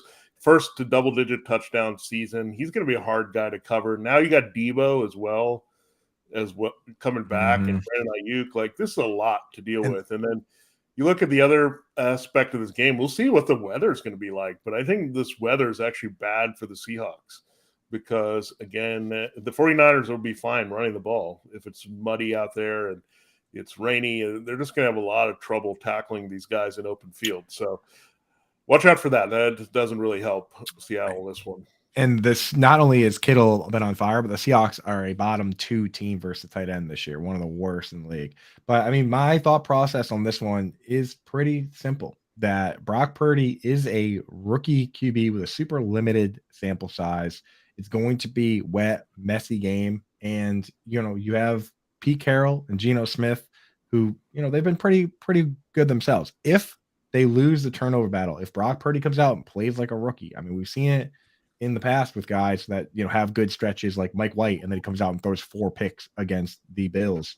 Anything can kind of happen there. Obviously, Vegas is on the side of the 49ers. The arguments for the 49ers are pretty, they're pretty daunting, but this is the playoffs. Anybody can win. The last time these teams played, it was a 1-score game that did come down to the last possession. And if, Brock Purdy comes out and plays like a rookie, who knows? So that's where I'm at with it. I think it's possible. I'm willing, there's crazy stuff that happens every year. So when I'm picking my bracket, I need to mix something in that fits my narratives, right? So I think that the Cowboys make a run.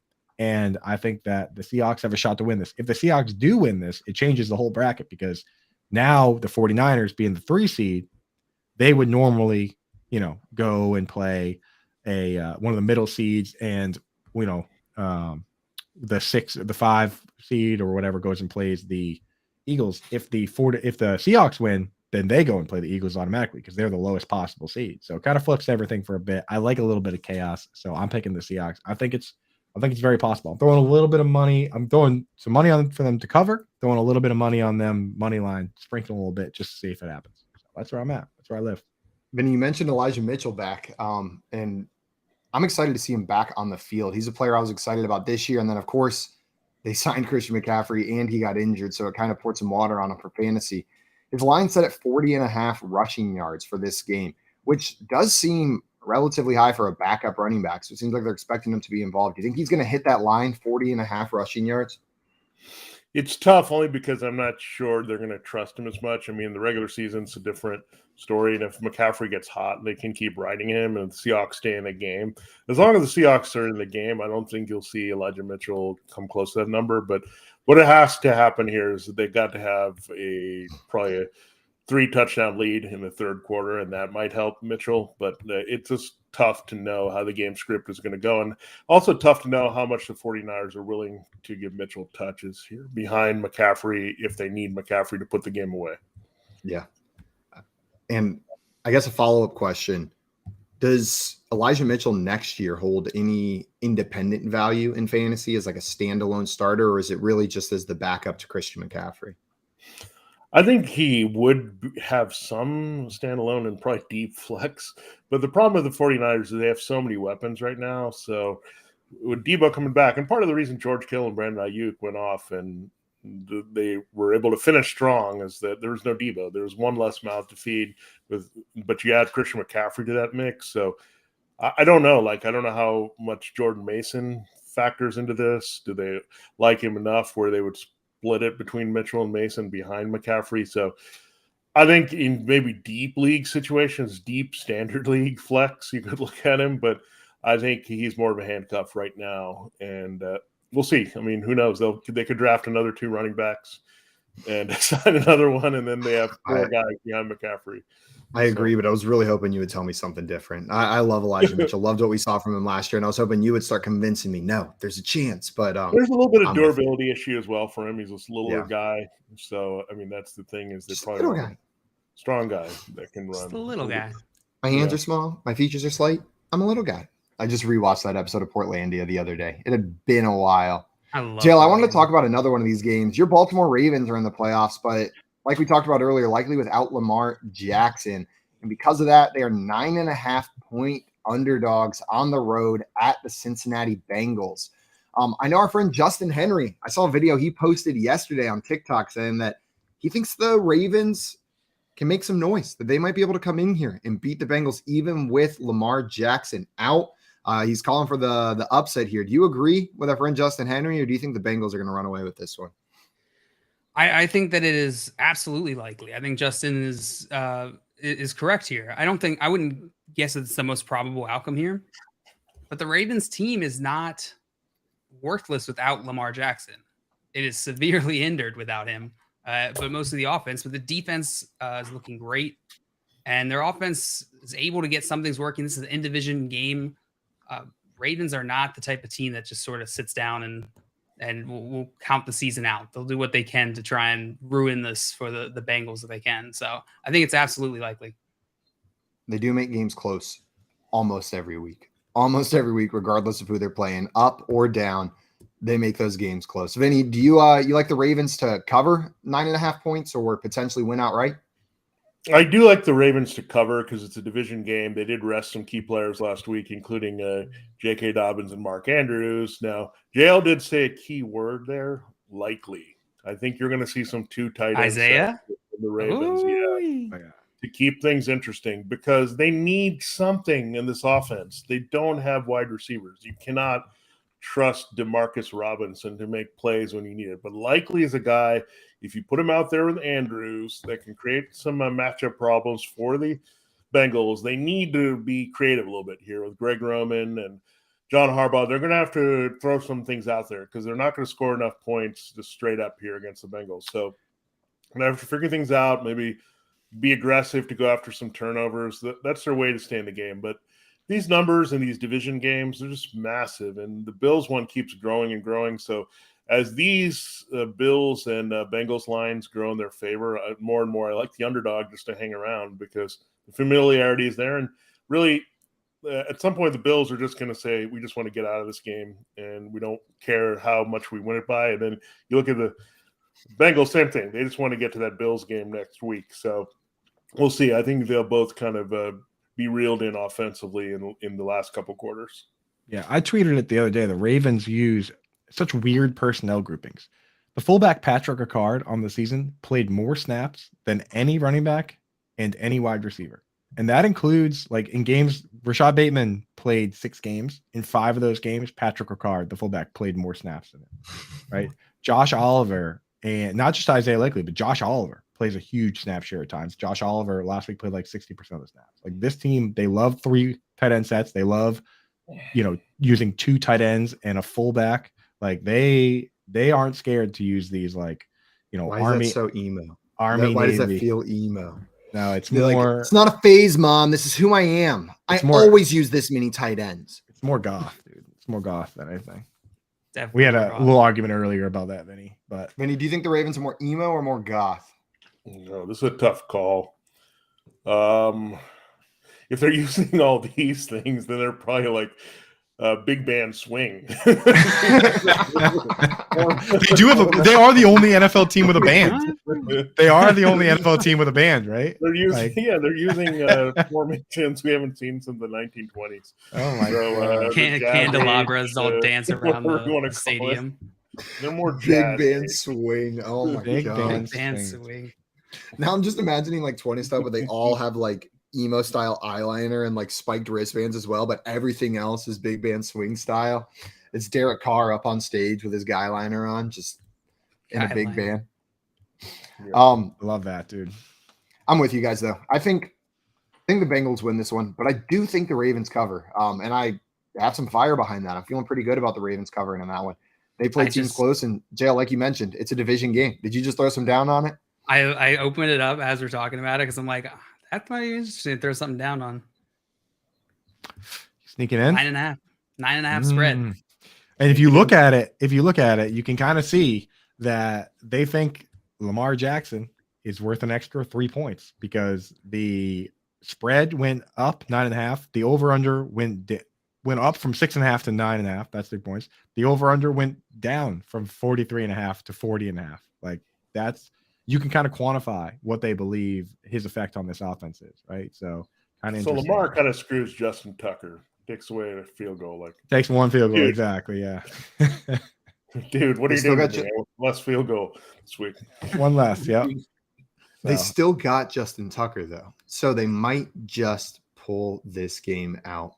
Man, yeah, and that's another reason to think about the cover, because if they're in that field goal range near the 55 yards, they're going to put up some points, and all those points are going to add up here to maybe to cover. So that's another thing to think about. Vinny's calling it right now that they kick the field goal. The game ends with them kicking the field goal, not getting the onside kickback, backdoor, 7-8 point cover.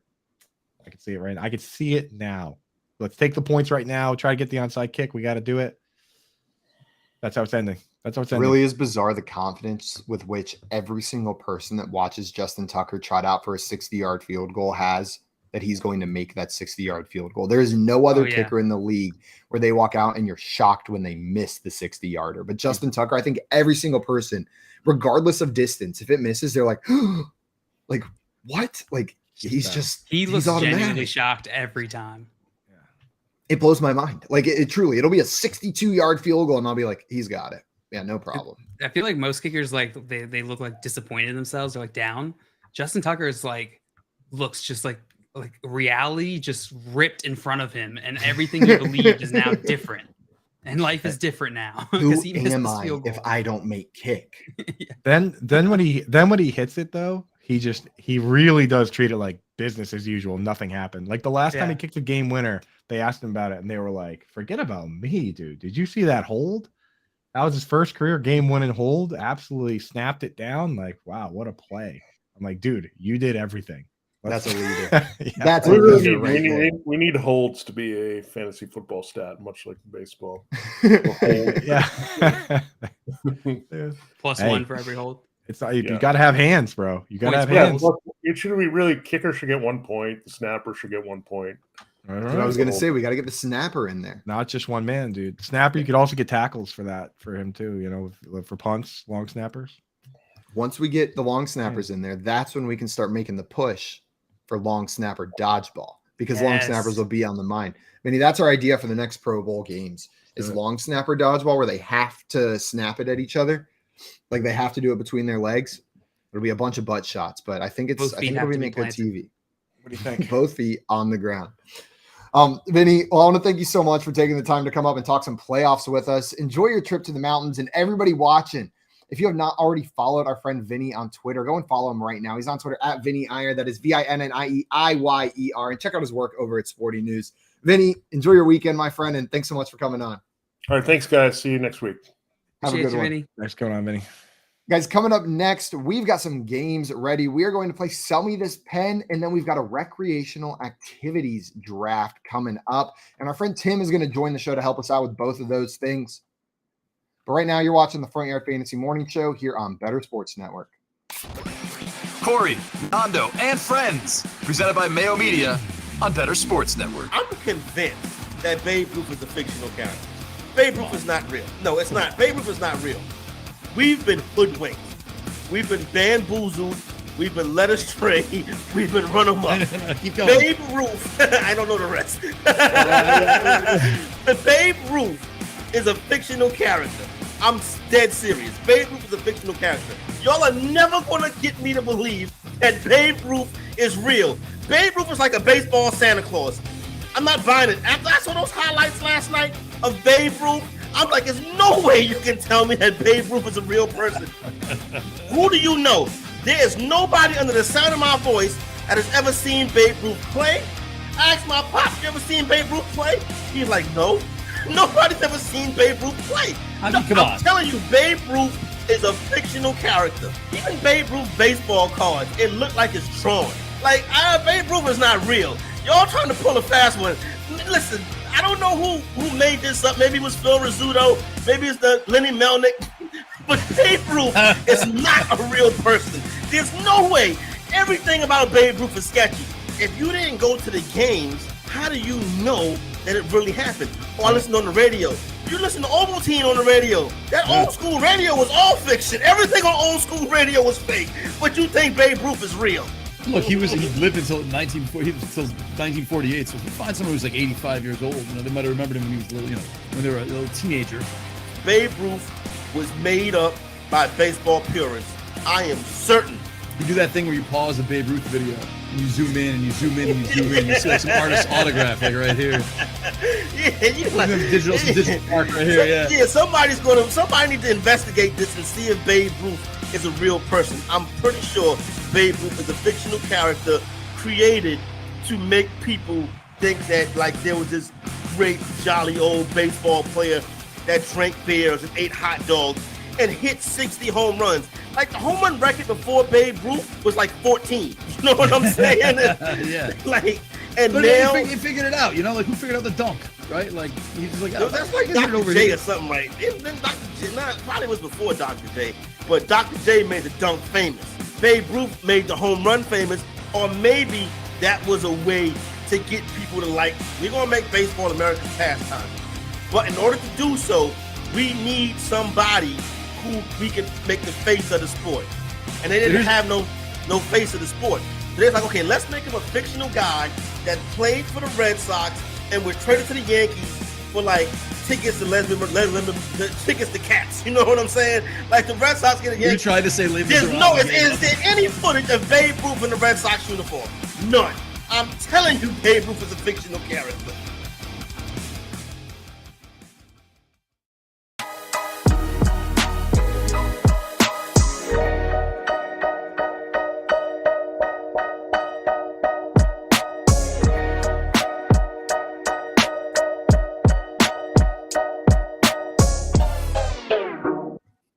What's up, everyone? Welcome back to the Front Yard Fantasy Morning Show here on Better Sports Network.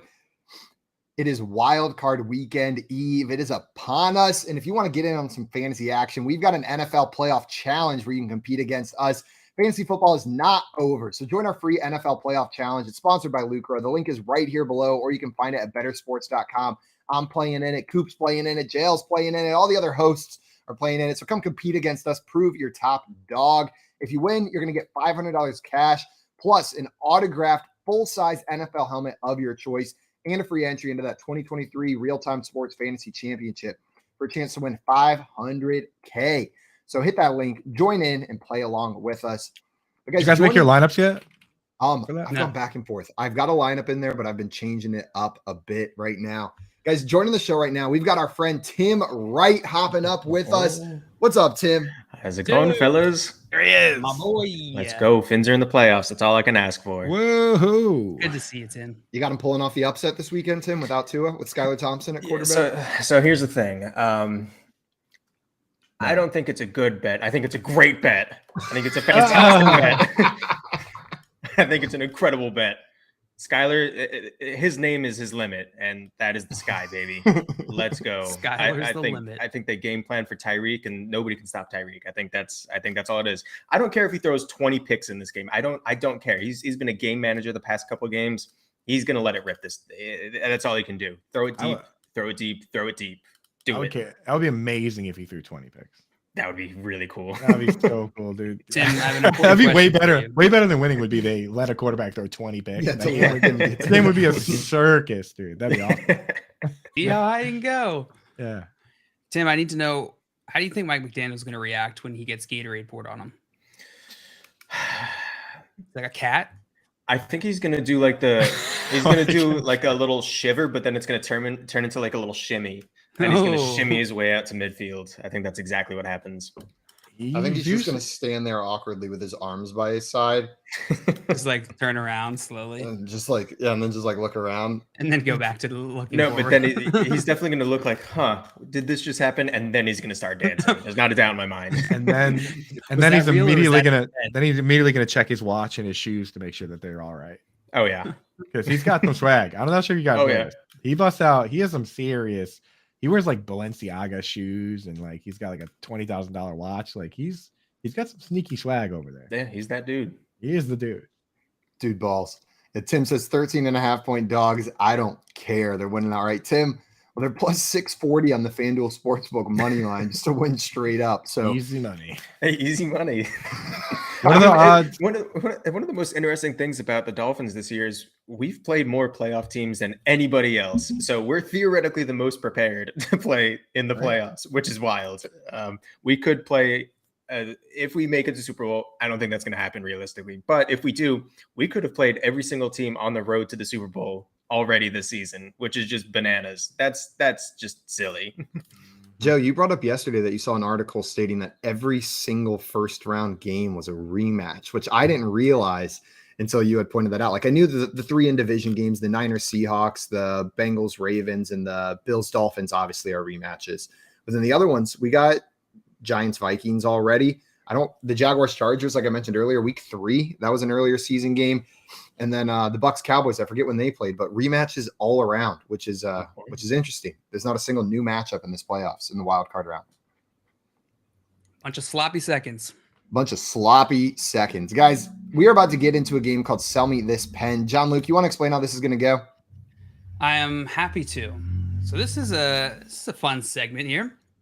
We're going to go around this group here, and the contestants are going to have to take turns making a sales pitch for something. It can be anything. It might be sell me on buying this pen. It might be sell me on this player. It might be something like sell me on changing my career and becoming a full-time priest. It might be pick between whiteout liquid and whiteout tape and tell me which one is better and make a sales pitch, and whether or not you get this job depends on it, little boy. Was the last part necessary? I'm just telling you what the interviewers said to me. It was quite an aggressive interview. They said to me after I picked the whiteout fluid, they looked at me and they said, with like disdain in their eyes, they said, you're the last interview. and you're the only one who's picked the fluid. And they said it like I was wrong. Like the fluid.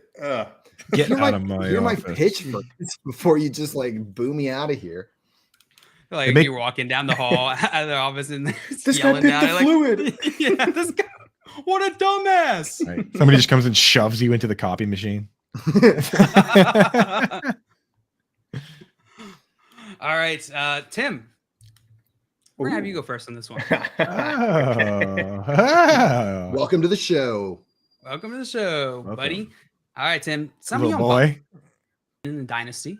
Oh, you piece of garbage. You piece of human trash. Off to a great start. I'm feeling confident, ready to buy. Yeah. All right. So the first thing I want you to picture is a Scrabble board. Now, Empty or with tiles on it? you know what? Empty to start because the game hasn't started yet. How empty? Emptier than a baby's bottom. I don't know. It's just the emptiest, the emptiest Scrabble board you could imagine. Barren wasteland. Not a drop of whiteout fluid on it. When you're looking at this board, you're looking at characters to fill out this board, your roster. And if I'm picking letters, I'm picking the J's, I'm picking the K's, I'm picking the C's, the N's. I'm picking the biggest Scrabble players' names that I can. And Jerick McKinnon is near the top of that list. I haven't done the calculations on how much his name is worth, but it's pretty high up there. And for Dynasty, you know, at the most, he's going to be a stash. And why not have fun with your stashes? You try and spell something out on your bench. I think that's pretty hilarious. Get a little peanut butter and Jerick McKinnon action on your bench. It's worth a stash for sure. And in this Chiefs offense, why not take a flyer? He was hot. He was hotter than hot. He was hotter than heaven hot. He's the guy. Pacheco's going to be there, but he's the hammer. He's the smash it down your face. And you know what, McKinnon, a little PPR action, A little grace. Yeah, a nice touch to it. It's gentle. Nice touch. Yeah, you watch him shimmy, you watch him shake. He's number one in my heart, and he should be number one in yours. And that's Tim, why you should buy Jerick McKinnon. You sold me 100%. You nailed this. Tim, And I was now trying I'm- to. Sorry, go ahead, Joe. I'm thinking you might be onto something. I think we need to create a new stat, which is just Scrabble points by name. Mm-hmm. I've got Absolutely. a calculator. I've got a I'll tell you. calculator pulled up that does it, and I've been trying to think of players that I'll do it. Jerick McKinnon is a raw score with no multipliers of 35. But- Closest I've gotten is Zonovan Knight at 33. I can I write feel a like script it that has does to just this. be one of their two names though, because like you can't put in Jerick McKinnon. There's a space I mean, you in can't there. do names at all, period, in Scrabble, so we're already breaking the rules here. If I'm taking one name, it's Kyle Juszczyk. Ooh, That's a pretty good one. Juszczyk's I don't got know some. how to spell use check. It's got some. It's got more Z's. than- AUSZCZ. Oh, wow. You're looking at it and Wow. you can't even spell it right. Kyle. Oh, yeah, let's check this again.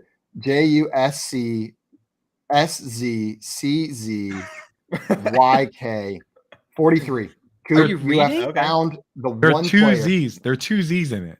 That's Did you get both the Z's? Yeah, I just read it out loud. I was reading it out loud. We got both Z's in there. First name also has a K. JUSC. Oh wait, no, I forgot one. See? 53. The score is 53. Bang. Look at Ooh, you. You're getting Jace. a starting bench right there for your Scrabble team. Goodness. Get them both in there, dude. Get them both in there. Yeah, I'm He sold. had a pretty good point. I'm buying McKinnon. He said his name is actually worth 1 billion points, and he said Tua Tagovailoa, but his full His name, full name. Yeah. yeah, full name, that might be up there. There's a lot of vowels though, so it might actually be Yeah. surprisingly low. Yeah, that's a good point. Chris All right, well done, Fumatuma Tim. Ala Fala. Only 37. Oh, boo-hoo, Jay. Terrible suggestion. Terrible suggestion. Scott All right. Fishing here saying I've driven 737 miles on my new car. I've spent $28 on gas. Having a hybrid SUV is weird. I know it'd be gas savings, but geez. Well, Whoa. congratulations on your gas savings. Sell me on Scott. hybrid, Simon. Scott Fish is coming in and doing work nobody asked. There you go. I can't wait. I 737. can't wait till I can afford a nice hybrid like you. That's a new car. Like hardly even any test drives on that I was pup. gonna say sometimes the cars on the lot, the brand new cars have that many Mhm. miles That's on how them. I'm spraying, dude. Very cool. What kind of car did you get, Scott? Let us know. A hybrid SUV. Oh, My guess is a Mazda. Mazda Miata SUV. I was gonna guess a Honda CRV. Strikes me as a CRV kind of guy. He's a Mazda or guy. Subaru. Nah, he's He not. might He's be not Mazda. crunchy enough. Subaru. No, I think it.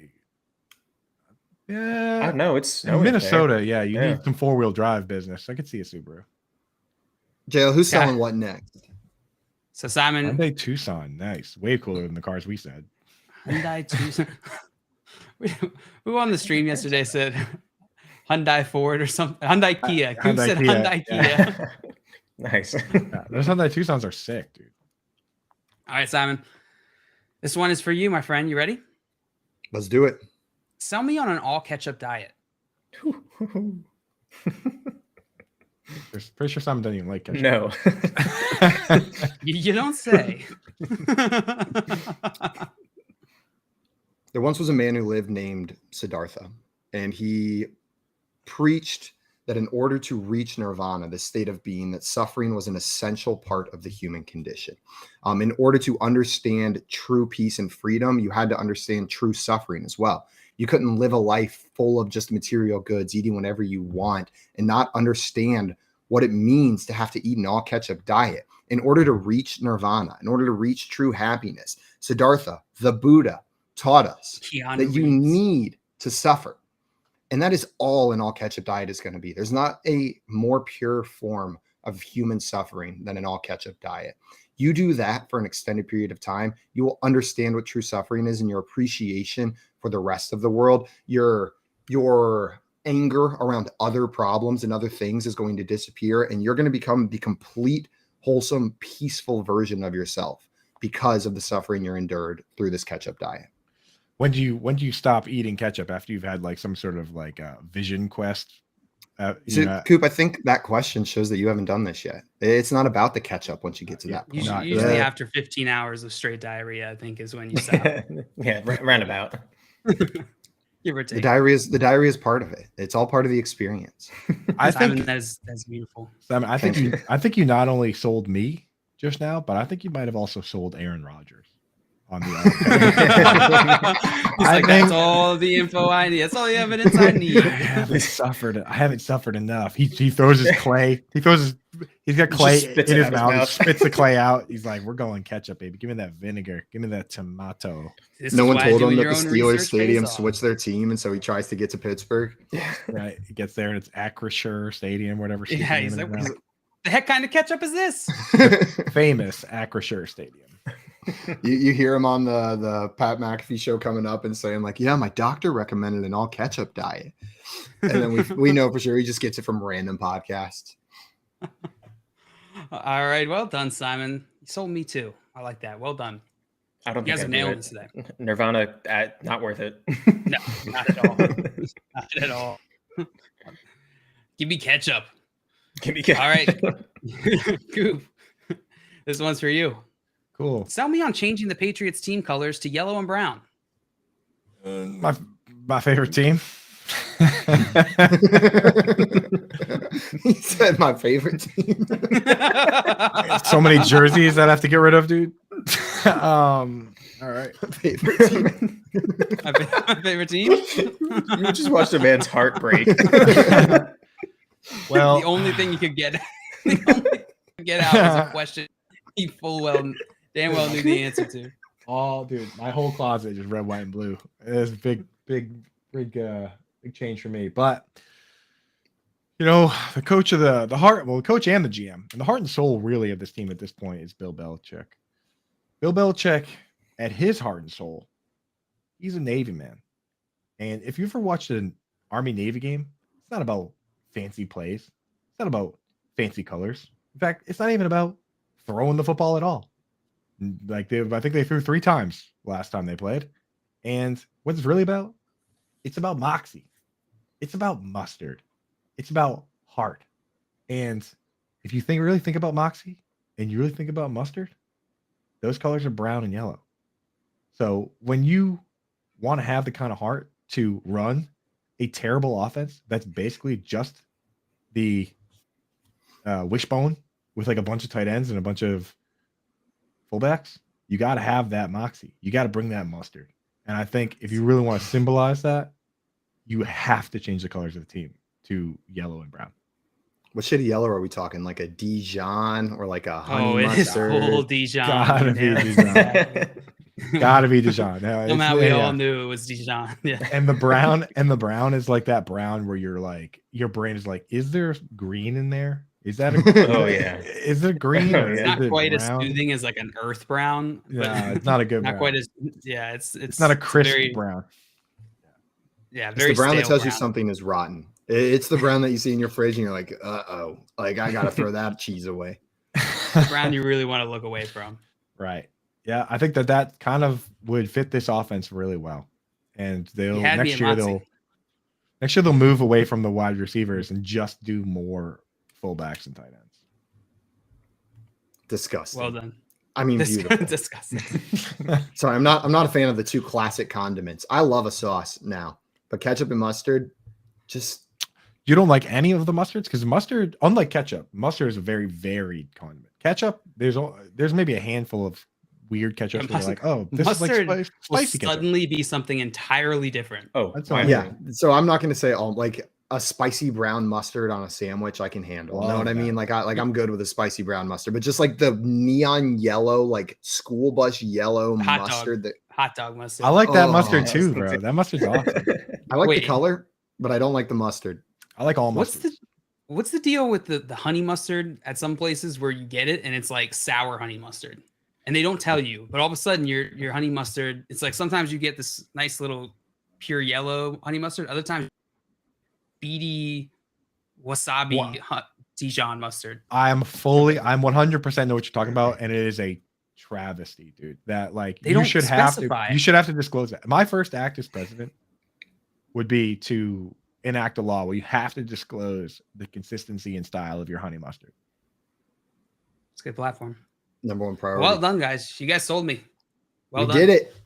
And guys, that was a good warm up because now we're going to be needing to sell the people on the teams that we're drafting here. Coop, I think, is freaking undefeated in every single one of these drafts. Has won every single poll on Twitter. So it's our goal to take him down. And today we are doing a recreational activities draft. Tim, I'm going to determine the order here and I'm going to RNG it for you first. So random number between 1 and 4, whatever it is, that's going to be your draft order. Tim, you're going second. Oh, okay. All right. Oop, I'm going to go for you next. We can do 1 through 3. If it is a 2, that is in fact 3. If it is a 3, that is in fact 4. 2 should be since 1. The 2 is already taken. The 1, so you're going first, Coop. You got the first overall pick. JL, it's just between me and you, so it is between 3 and 4. JL, do you want me to roll this one for you or for me? For you. It's the 3. So JL, you are going fourth. So the order is going to be Coop, Tim, Simon, JL. Now, before we get into this, I did want to make sure we define recreational activity because whenever looking this up, I was able to find 2 different definitions. There is one that maintains and requires that it is an outdoor activity. And there is another definition that is just an activity for leisure, fun, or amusement. Which definition of recreational activity are we going with? Leisure. I was thinking the second one. I went through Okay. this whole rigmarole last night too because I was thinking of making it leisure activities, but I didn't want to get into like playing video games and stuff. Like recreational, I think is no more playing like, video games. I mean, no, yeah, I would say let's not. Let's games. Mine have skewed towards outdoor stuff just by habit. Okay. I think like if you're doing a recreational thing, I think that's more of an outdoor thing. Or you can play video games outside. be I play video indoor. games on a projector. Like beer pong or like that. You know, that could be recreational activity. Like ping pong, basketball is not outdoor always. Okay, let's But get I- into it, I think. Can I pick? So with my let me see if I can affect the definition with my first pick then. I sure hope you're not doing what I think you're doing. Well, So we throw your the recreational activities you want to draft in the chat. We want to see them as we go. Yeah, so you guys, Tim, this will don't take really help You're gonna freaking take define this category, because you can't pick video games.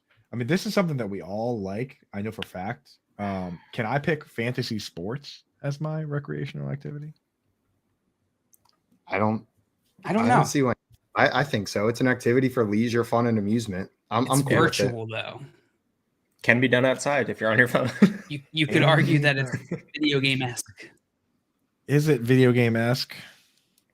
I don't know if you Judges? use fantasy sports to relax, I mean, it's stressful for me most of the time, but you do you. Yeah. I think it's I'll lean to whatever you guys think. I'm fine with it. All right. I'm taking fantasy sports 1 overall.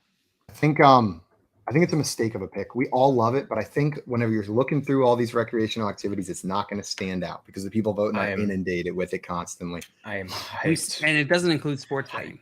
I think they're going to like it. I think they're going to like it. We'll see. And you have had a pretty good read on that so far, so maybe we're entirely wrong. And also, there were very few points where I pick based on what I think other people like. It's my favorite thing to do. Except with cereal. Which I never really had cereal, but I also did pick the ones that I enjoyed. Did he win cereal and he doesn't eat cereal? Yeah, he won cereal and he doesn't eat cereal. Just, well, because I picked based on the ones I have had. I've based on the ones that I have had, Crunch. And I picked based on the commercials, and that's pretty good. Tim, it's your pick now. You're up, and I have a feeling based on the sentences you said that you're about to take exactly what I was going to take with my first pick. Yeah, so this really, in my opinion, should be the 1-0 pick. It should be the automatic best pick ever, and that's day drinking. Day drinking is the absolute best recreational activity. Give me a Saturday, give me a beer at noon. I am ready to go. Day drinking. That's what's up. That should be 101. Is that what you're going to go with, Simon? No, that is not what I was going to go with. But now I'm not going to go with mine yet because I don't want them next to each other in the bracket or in the draft. But it is my turn to draft here. And I was going back and forth between two, but Tim, you helped make my decision. I want to differentiate from you a little bit instead of taking something a little bit more similar to that. And I'm going to go true to my heart with the thing that I do most often as a recreational activity, rock climbing. I love rock climbing. It's great exercise. You can do it indoors at rock climbing gyms. You can do it outdoors on mountains. There's bouldering. There's top rope climbing. It's a versatile and fun activity for all ages and people. You can do rock climbing outdoors? Yeah, on like rocks. No on way. Real rocks. It's crazy. You're going to tell me bouldering can be done on boulders next. You're crazy. I know. It's bizarre. Sounds kind of dangerous. You can boulders in Boulder? You can boulder and boulder. You can boulders and boulder. Only the Boulder people do that, though. Yeah. Even you said you haven't lived until you tried morning drinking and squirrel bobbing there with the kegs and eggs, baby. Love it. JL, that means it's your pick to close out the first round. I am tilting here because it's not because you guys took any picks I was considering. It's the sheer number of options. I don't know what to pick. I don't know what I want to prioritize here. I think I'm going to go. I got 2 picks, right? I'm on the turn. You got 2 picks. I think you're going to take one of my next picks. I have a feeling. I hate when you say that because then that just makes me start thinking about what do I need to take to screw you over. Well, there's an obvious one here that you have to take, and if you don't pick it, then your pick's dumb. So go ahead, pick, Joe. All right, I'm gonna go with swimming. Oh, that was high. That was high on mine.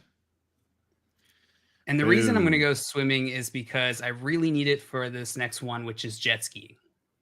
Oh, the old combo, the old Wombo combo pick. You need it because you're bad at jet skiing, so it involves a lot of swimming. Yep, that's it. That's it. No, swimming. I love being in the water. I've always, if I could have any superpower, I'd be heavily tempted to take breathe underwater, just because it's so peaceful down there. It's so nice to be under the water. I just like it. I grew up in the water. I'm the same way. When I'm at the beach or the ocean, everybody's on the beach. I'll just sit there and stay in the ocean, be pruned all day. Don't care. Swimming and jet ski for JL. Between just my next pick and JL, I'm going to take what I thought you were going to take here. It's simple, but it's one of the greatest pleasures in life. You can't tell me you don't enjoy doing this so much whenever you get the opportunity as an adult to go out and do it. Playing catch.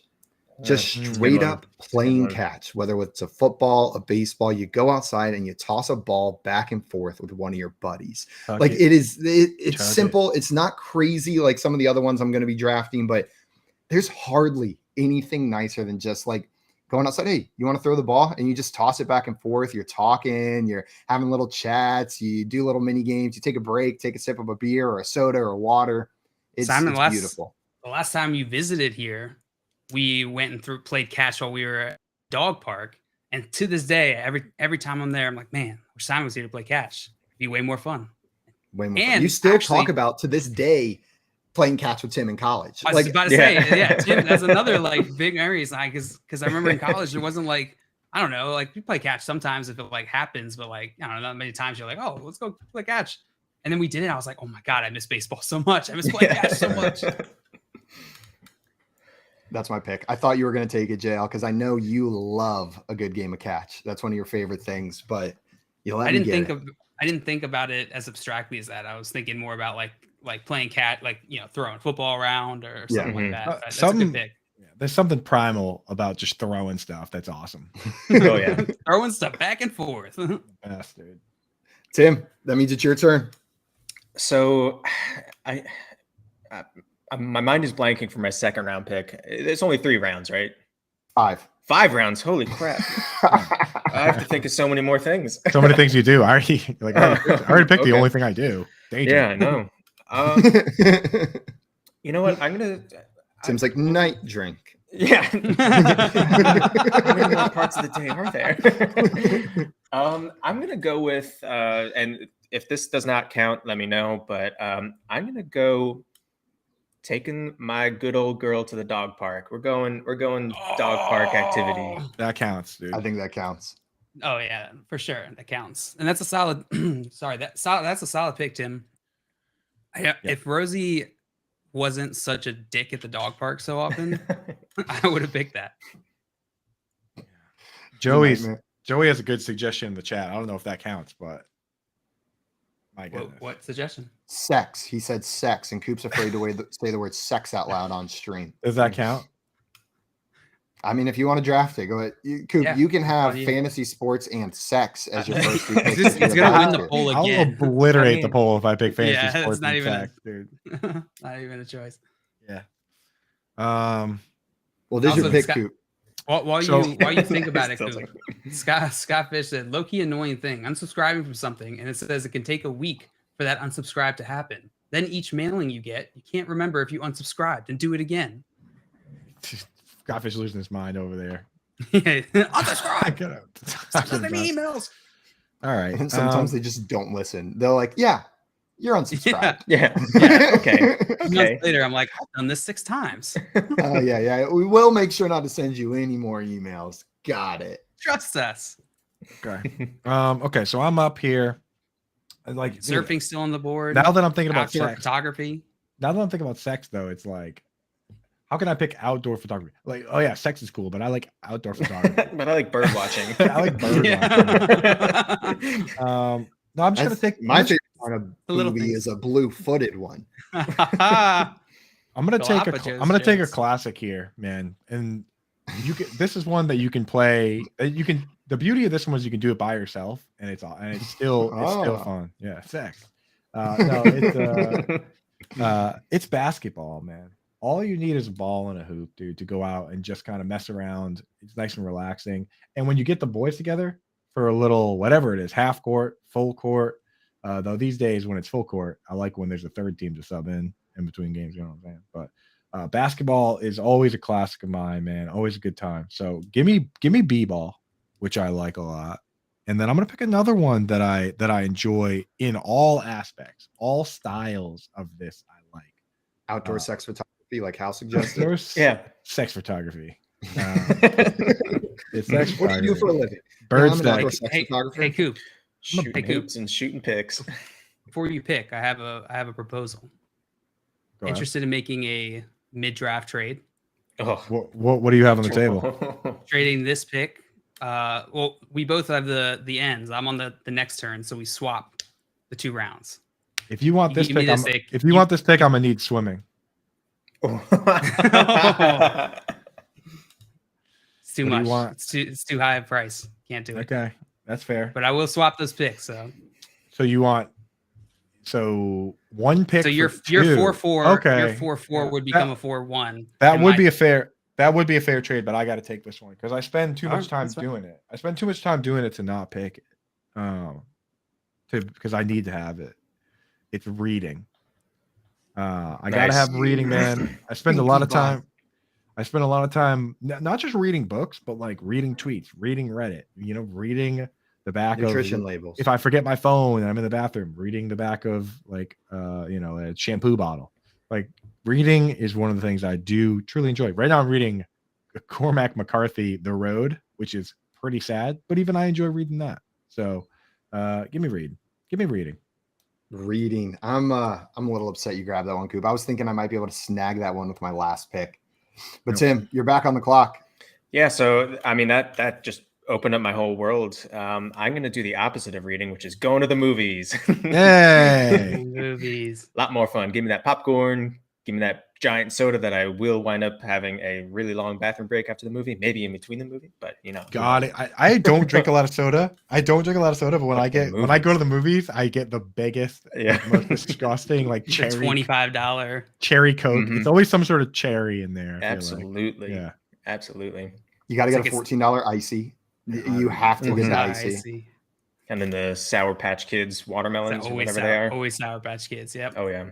I don't care how much the giant bucket of popcorn is. I will buy the giant bucket of popcorn. It is like Every time. where else do they serve you food in a bucket that big? Like it's that in KFC. And I'll take the And popcorn in there. It's truly not worth getting the smaller sizes. No, not at all. They made it so absurd. And every time I go see a scary movie, it's just like in the actual movies when I have the giant tub of popcorn. I'm like, ah! I throw some of the popcorn up all over me. The hilarious move is to do that on purpose. Just like wait for one part and just be like, ah! And then do it 6 more times in the same movie. And you have all the popcorn buckets lined up on the floor ready for you. Don't buy one large, buy 6 smalls. Well, And most throughout places the you can movie, go in just and kind of you could just refill those buckets for free. They do got the refillable. Really? Also, Scott Fish in here coming in saying he legit thought Coop said breathing, not reading. I'll take breathing. Yeah. And my favorite activity is recreational. breathing. And said It's on the- if you it's on the don't get trade to block. breathe, Yeah. except Simon underwater. That's a game-changing pick. Yeah, and I do think Oh, since that I would said be- that out loud, I get to breathe underwater. Coop gets to breathe above water, and even Tim, unless you can like meld into the earth and breathe in the ground, then you guys are out of Breathe luck. dirt, baby. Oh no, No, one of you can have fire. dirt, and one of you can have space. What about plasma? Or you could just take scuba diving and breathe I underwater. breathe a vacuum. Why don't you take scuba diving for yours and just be Aquaman, JL? I will never I don't take wanna- scuba diving. Mm-mm. That Why? sounds terrifying. Depends. No, like I don't want to be underwater and then like it doesn't work. Like that sounds what doesn't like work? the breathing. The breathing. the breathing just stops. The most important thing, the activity that is required for all other activities. That's scary. I would have to be able to breathe on my own without a device to want to go that deep underwater. A submarine. kinda Are you terrifying. kidding Then me? you're just snorkeling. Yeah. Snorkeling also, I'm not good at snorkeling. My girlfriend and I were in San Diego and we went on this kayak snorkeling tour and we're there with like families. There's children like who are snorkeling and having fun. And we're like fighting for our freaking lives. Like apparently we're bad swimmers. Like there's children having a blast and we're like getting crap beat out of us by these waves. Like I keep sucking water in through the snorkel. She and I go into a cave that like they told us, yeah, go explore that cave. And all of a sudden we're in there and our guide screams, get out, get out. And we're like full panic, choking on water, trying to get out. As the cave fills up with water, there's a swell that comes like not my activity. One of my favorite activities, dying slowly in a cave. Yeah, I'm not. It's snorkeling is On the not gonna be surface my of the pick. water. Dude, the very last thing I would ever do is that thing where people like just crawl through very tight spaces in caves. Like, does that appeal? gosh. Who does that appeal to? Who does that appeal to? Do you remember the guy that just tried? There's a video or a pic. like- There's a guy who tried to go through the one down and got stuck, Yep. and his feet were even sticking out of the ground, and they couldn't get him out. Yeah, He- that's Nutty Putty Cave is that incident. If anyone wants to be horrified, It's go check that terrifying. out. so I'm not picking spelunking. I'm not picking snorkeling. I'm not picking scuba You can't diving. pick. None of those. You can't pick snorkeling anyway. That's like surfing being on the board and you pick boogie boarding. Like I would be okay Hey, with that as well. Boogie boarding is sweet. It is sweet. It is sweet. So And- is body surfing. yeah. But I'm just saying, in I was this at the in this World poll, you Body can't be picking stuff like Surfing that. Championships one time. I watched the World Body Surfing Championships on accident. I showed up, but it was I've happening, surfed, and I was there. I've body surfed, and I can say with complete confidence, surfing does not hold a candle to body surfing. Body surfing is so much better. It's So I'm gonna venture to say that's probably because you're bad at. I suck at. surfing. Oh yeah, for sure. For sure. Now, For at the sure. body, at the But body. I'll make a counter argument here that any activity that can't be done with a beer in your hand shouldn't be better than the other one. You can body surf with a beer in your hand? What? Where have you been your whole life, Tim? Growing up on the Jersey Shore where I body surfed all the time. Yeah, you can body surfing with pretty a much beer, dude. reach into the water on the Jersey Shore and grab a beer. And You got to get back out there, bro. It's true now. Now, at the body surfing championships, I imagine these dudes, their chests were just like covered in scars because No, they pretty much all wore full wetsuits. Oh, they- Every single oh, one they of were them taking with it very swim caps, seriously. goggles, like the full body wetsuits. It was intense. They had cameras on drones that were like filming it from above. They had full announcers, giant scoreboards. It was intense. Albert, in Jill, the I will chat, tell you, and I Keith- have more fun body surfing than regular surfing, but that's also because I'm terrible at surfing. Oh man, if I could do like real surfing where you like ride in the wave in the tube and you're like putting your hand in the wave as you're going, like, oh yeah, cool. Yeah, look at me, saying, guys. "Cha!" Like, the whole if I, time. Yeah, if sure. I if I I'm sure could I'd love it. if I could do that, I would have picked it already, and I'd be bragging about it. Yeah, I'm not doing all that exercise just to suck. Albert in the chat said, "How about skydiving, Simon?" And Keith also said skydiving. Bringing up skydiving. I enticed love to that, Simon? skydiving, and I'm not scared of skydiving like I am scuba diving, even though one thing not working causes you Even to though they're die. both Because diving. here is the difference. In I can scuba breathe. diving, if it doesn't work, you die slowly and you feel every second of it as you drown. In skydiving, if your parachute doesn't work, done. Splat. Not if you make a bone basket. I am not making a bone That's basket. true. There's no bone basket for me. So It's not going to be quick. I'm going to pick a much less adrenaline-filled activity for my next one. And I'm going to take, after rock climbing, probably the thing I do the next most often, and that is playing board games. Dang it. Board games Ah. is going to be my next recreational That was on my activity. list. Damn it. Good one. That's a good one. Kind of lame. I am a board game fiend. I freaking love them. What's your favorite Game one is right a now? good pick. Favorite one right now, probably Terraforming Mars is the one that we're playing the most often. It's a game where you play as a corporation that's been tasked with like terraforming the planet, making it suitable for life with air, plants, and water. And so you like buy these power cards and you collect resources that you then spend to like terraform different aspects of it. And it's a race to be the best corporation, the one that does the most, gathers the more resources. That's pretty wild, dude. How long does that take? It's really not that long of a game. It takes like 45 to 60 minutes Oh, that's not once bad. you know how to play. That first game will take you a couple hours though. So I got my next two picks, right?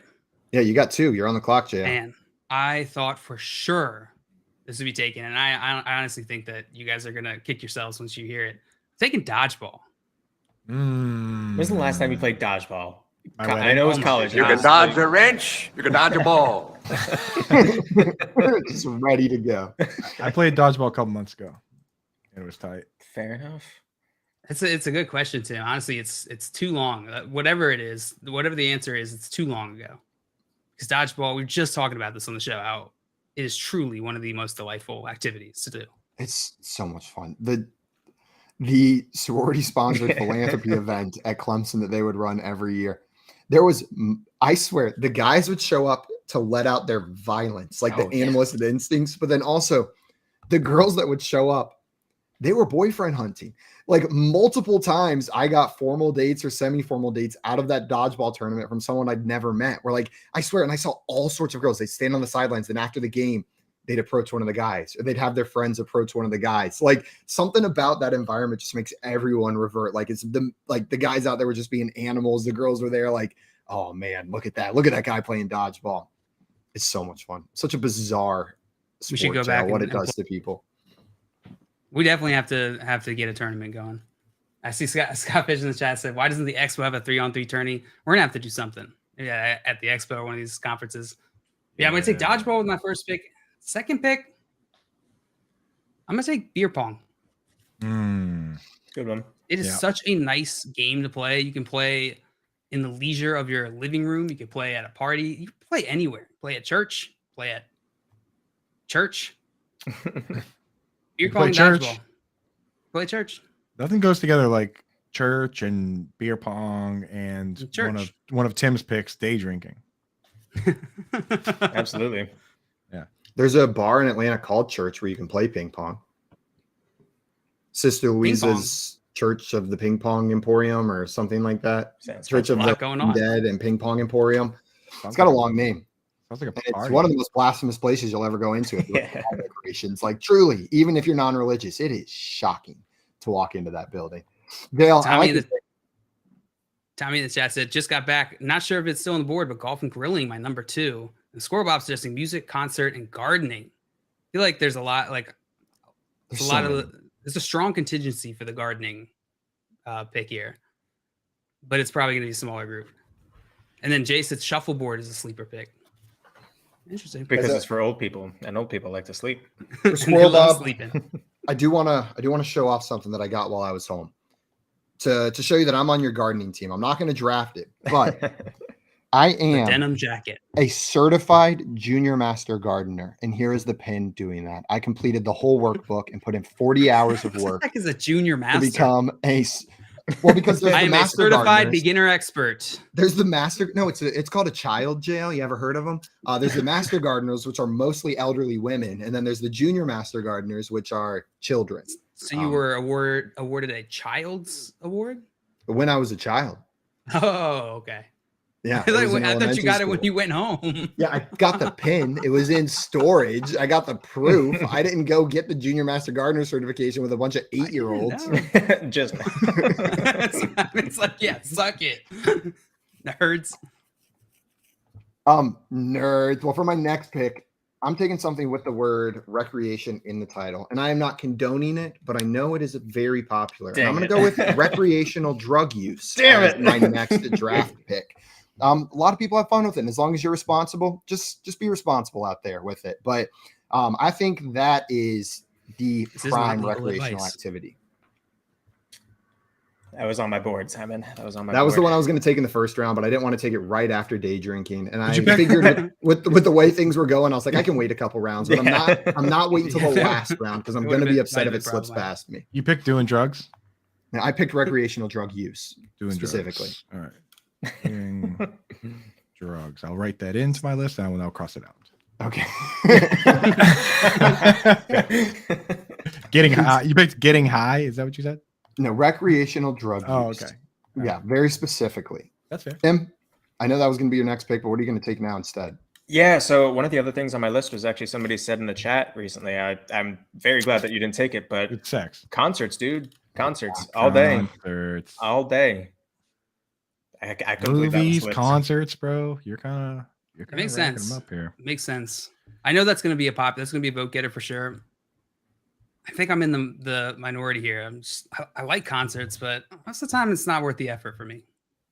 I love concerts. I'm not a big fan of like arena shows. You know what I mean? I think that's what most people think when they think concerts. They think arena shows, but like that is such a small subset of concerts. Going to like a small music venue and seeing it, like it's incredible and it's a different experience. It's not the same as being an ant. Like you might as well just listen to the album at home and put on their YouTube video or something. But like in a smaller venue where there's some intimacy and some connection between you and the performers, that's one of my biggest joys in life is being at a concert. Yeah, like the Hurricane Michael relief concert that we went to. Oh my God. It was Tim and I went on the weirdest concert date. We were just walking around Little 5 Points in downtown Atlanta, and there's a sign up, Hurricane Michael relief concert. This is like 3 years after Hurricane Michael. And we go in, and there's a DJ that was straight from the Napoleon Dynamite prom scene who was in there. Then there was a reggae DJ, played nothing but reggae for 3 hours. And then after that was a 60s cover band and then a punk band from Athens. And then they donated the money to Hurricane Michael. And we got trapped outside talking to a lady who escaped a cult and told us about it for like 40 minutes. And that was our night. So Tim, that was a great night of recreation. I like your pick, which means Coop, you're back on the clock. You got 2 picks here. All right, so one that I have to have, and we kind of talked about this the other day, but one of my very favorite Horseback things- riding? It's horseback riding. No, I've actually knew it. I've been trying to get up on a horse. Never ridden a horse, as far as I know. You've been trying. How many times have you tried? Dude, ask the fantasy bestie. Imagining you Ask like, any like horse. one foot in the stirrup, and you just keep And I'm just like, trying to boost yourself not up, but you today. don't quite make it. Not today. My sister is amazing at horseback riding. She got all the medals. You know, she still like goes to the barn and rides every once in a while. She's awesome at it. She's like the hunter where you like jump over stuff. But I never really did it. I you know, Dressage. it's on the bucket list. It's on the bucket list. She doesn't do dressage. She does hunter. Dressage is like where you just kind of like fancy prance around. Hunter is where you're like hunter's where you're like scooting around and jumping over stuff, and it's like whoa. Yeah, So, yeah, pretty cool. Pretty cool stuff. My knowledge on horseback riding is greater than my ability, I will say. Have yet to be on a horse, would like to, you know. And so is that your pick? No, you know, I can't pick aspirations. I cannot choose Have yet aspirations. to be on a horse. A recreational I would love- activity is dreaming. Dreaming, yeah. Thinking about horses. Dreaming of horses. Yeah, I'm gonna pick Tina dreaming. Belcher. I'm gonna pick dreaming about horses as my favorite recreational activity. So yeah, put that in for me. No, And writing a friend pick. Pretending I'm a horse is yeah, that's Is that up a there as magical well. horse? Yeah, magical horses. Another great passion of mine, but I'm going to instead pick something that I do truly love. Tommy says he has a practice. It's just a sawhorse with a blanket laid over it. I gotta come over and practice, dude. It's just one of those wooden ones for a child. Yeah. He still can't make it up. I got like weights only- on my legs, like weighted, really just practice swinging over, dude. Like His 4 feet wife tall comes max. out and the wooden rocking horse is on top of him, and he's like, "Thank God you're home." He's wearing his like woody cowboy hat. He calls on the phone and she picks up and she just immediately she's like, "Did it happen again?" And you're like, "You're stuck under the wooden horse again, aren't you, Tommy?" How long have you been there? All day. He's like, No, Coop, "No, you're stuck under the wooden horse. No, yeah, I've been stuck under that. I've been stuck under that horse for a long time. Tommy's sitting there filming you. Yeah, I gotta try and get out from under that horse, but no, that's not what I'm picking. I'm picking something I truly do enjoy, and that's dancing. I am the dude that sits there at the wedding, and I'm just like looking around, waiting for my time to strike. I'm like counting the grandmothers. I'm like dancing with all y'all. You know what I mean? Like that's my stuff. I when it's appropriate or not at the bar. So once the music goes on, it's happening. So mid bowling, it goes down. So give me dancing. That's great pick. very Good- top of my Great list. pick. Are you the Before first your guy next in pick. every? Before your next pick, Illmind Jedi in here, something to dance about a little bit, came in here and said, "Hey, oi, hey, I really appreciate you guys. You all have really helped me in my fantasy, and you guys are really cool and entertaining, especially not just sticking to football. Wish I could give more. Love what you guys do. Jedi, you just made my week, man. You're gonna make me cry a little bit up here. That's super sweet, my friend. We appreciate it. And we appreciate you guys coming into the chat and hanging out with us every single morning. Yeah, We're a bunch you all of make it worth it. buffoons, and you guys make it fun. Yeah, it'd be Now, so Coop. boring if it was just us up here. God, I talking. get so sick of Jedi. Talking, yeah, we love the chat's everything, dude. And it's like Yeah. that's a big thing for us is that it's not just about football here. I mean, it almost hardly is, but we do talk about football. And we know what we're doing. You know what I mean? It's not like we're dummy serious. Some of us have been nominated for fantasy football sports writer of the year, but we do. JJ Zacharyson. He wins. Some of us, you know, I think the highest award you can win, the highest FSWA honor you can get is coming in second to JJ Zacharyson because he wins everything. So He's totally gonna Don Draper you whenever you see him. You'd be like, I I think- hate you. Let me get the award. He's like, I don't even think of you. exactly, Guys- the awards just need to be named after him. We've got about 5 minutes left here, and we got 4 picks left. So I want to make sure we're able to get all these picks in. Coop, you got your second pick. Who do you All want to draft here? I want to take sex. I think it's a great pick. I think it's a great pick, and I think it's going to be a perfect last round pick for me. So let's move along. Coop's draft is now fantasy sports, basketball, reading, dancing, and sex. Tim, you've got your last pick here. Do we want to allow this? Can I raise a challenge here? How many people are doing this recreationally? I'm fine with sex as an activity. I don't think it's going to get the votes he thinks it's going to get. He picked doing All right. drugs. I picked recreational drug use. something that you totally do very often. Yeah. Add it to the list. I mean, I could take something else if you want. No. If you No, want. I think that's perfect. No, you're good. Awesome. Tim, what's your pick? So there are a lot of things on the board here: golf, skiing, but I'm going to go with a less conventional one. I'm going to go with hunting humans for sport. Such a good choice, dude. That's right up there with. I respect that. Things I want to do. It's right up there next to getting onto a horse. Yeah, we're the same. Pretty much. As Tim trains his scope onto Coop, just laying underneath the wooden horse. Trapped under a horse, dude. Yeah. Tim read the most dangerous sport in elementary school and was like, "Oh yeah, that's it." I mean, that's how that's how I want to go. Getting killed with a bow and arrow by Tim while I'm trapped under a wooden horse. Well, guys, for my last pick here, I'm picking something that is a bit of a crutch of mine, and I know a lot of people out there as well. It's an activity that a lot of people love. I'm going with shopping. Shopping is my last pick. Nice. Just showing up, and it doesn't have to be for clothes. You can go to the Lego store and go shopping. Know what I mean? You can go to Brookstone and buy a massage chair and a random dog that lights up and reads you your iPod. Where else can you go? I'm going to your iPod. You can go to Target. I'm taking shopping as my last pick, which means JL, you're on the clock. Last pick of the draft. What are you taking? I'm gonna go with a crowd pleaser, and I'm very much now into this sport. I'm going with pickleball. Let's go. Ooh, I okay. played it once, and now I'm fully committed. It's dope. Pander. Pickleball's dope. Wait, JL, what are your picks then? Did you just pick I want to move to Florida? Is that what you just did? Yeah, swimming, jet skiing, dodgeball, beer pong, and pickleball. Pretty much. And Tim, a recap of your picks. You've got day drinking, dog park, going to the movies, concert, and hunting humans for sport. And then I've got rock climbing, playing catch, playing board games, recreational drug use, and shopping. And then Coop, a quick recap as well. It's fantasy sports, basketball, reading, dancing, and sex. You know what I like about this one? All in one go. I was gonna say it's like an itinerary for the day. That's just Tuesday, baby. If you talk about before I dance, I must read. If you talk about fantasy football, reading and dancing, I'm usually done with that by 10 o'clock. If you count the dancing I do while I'm making my breakfast.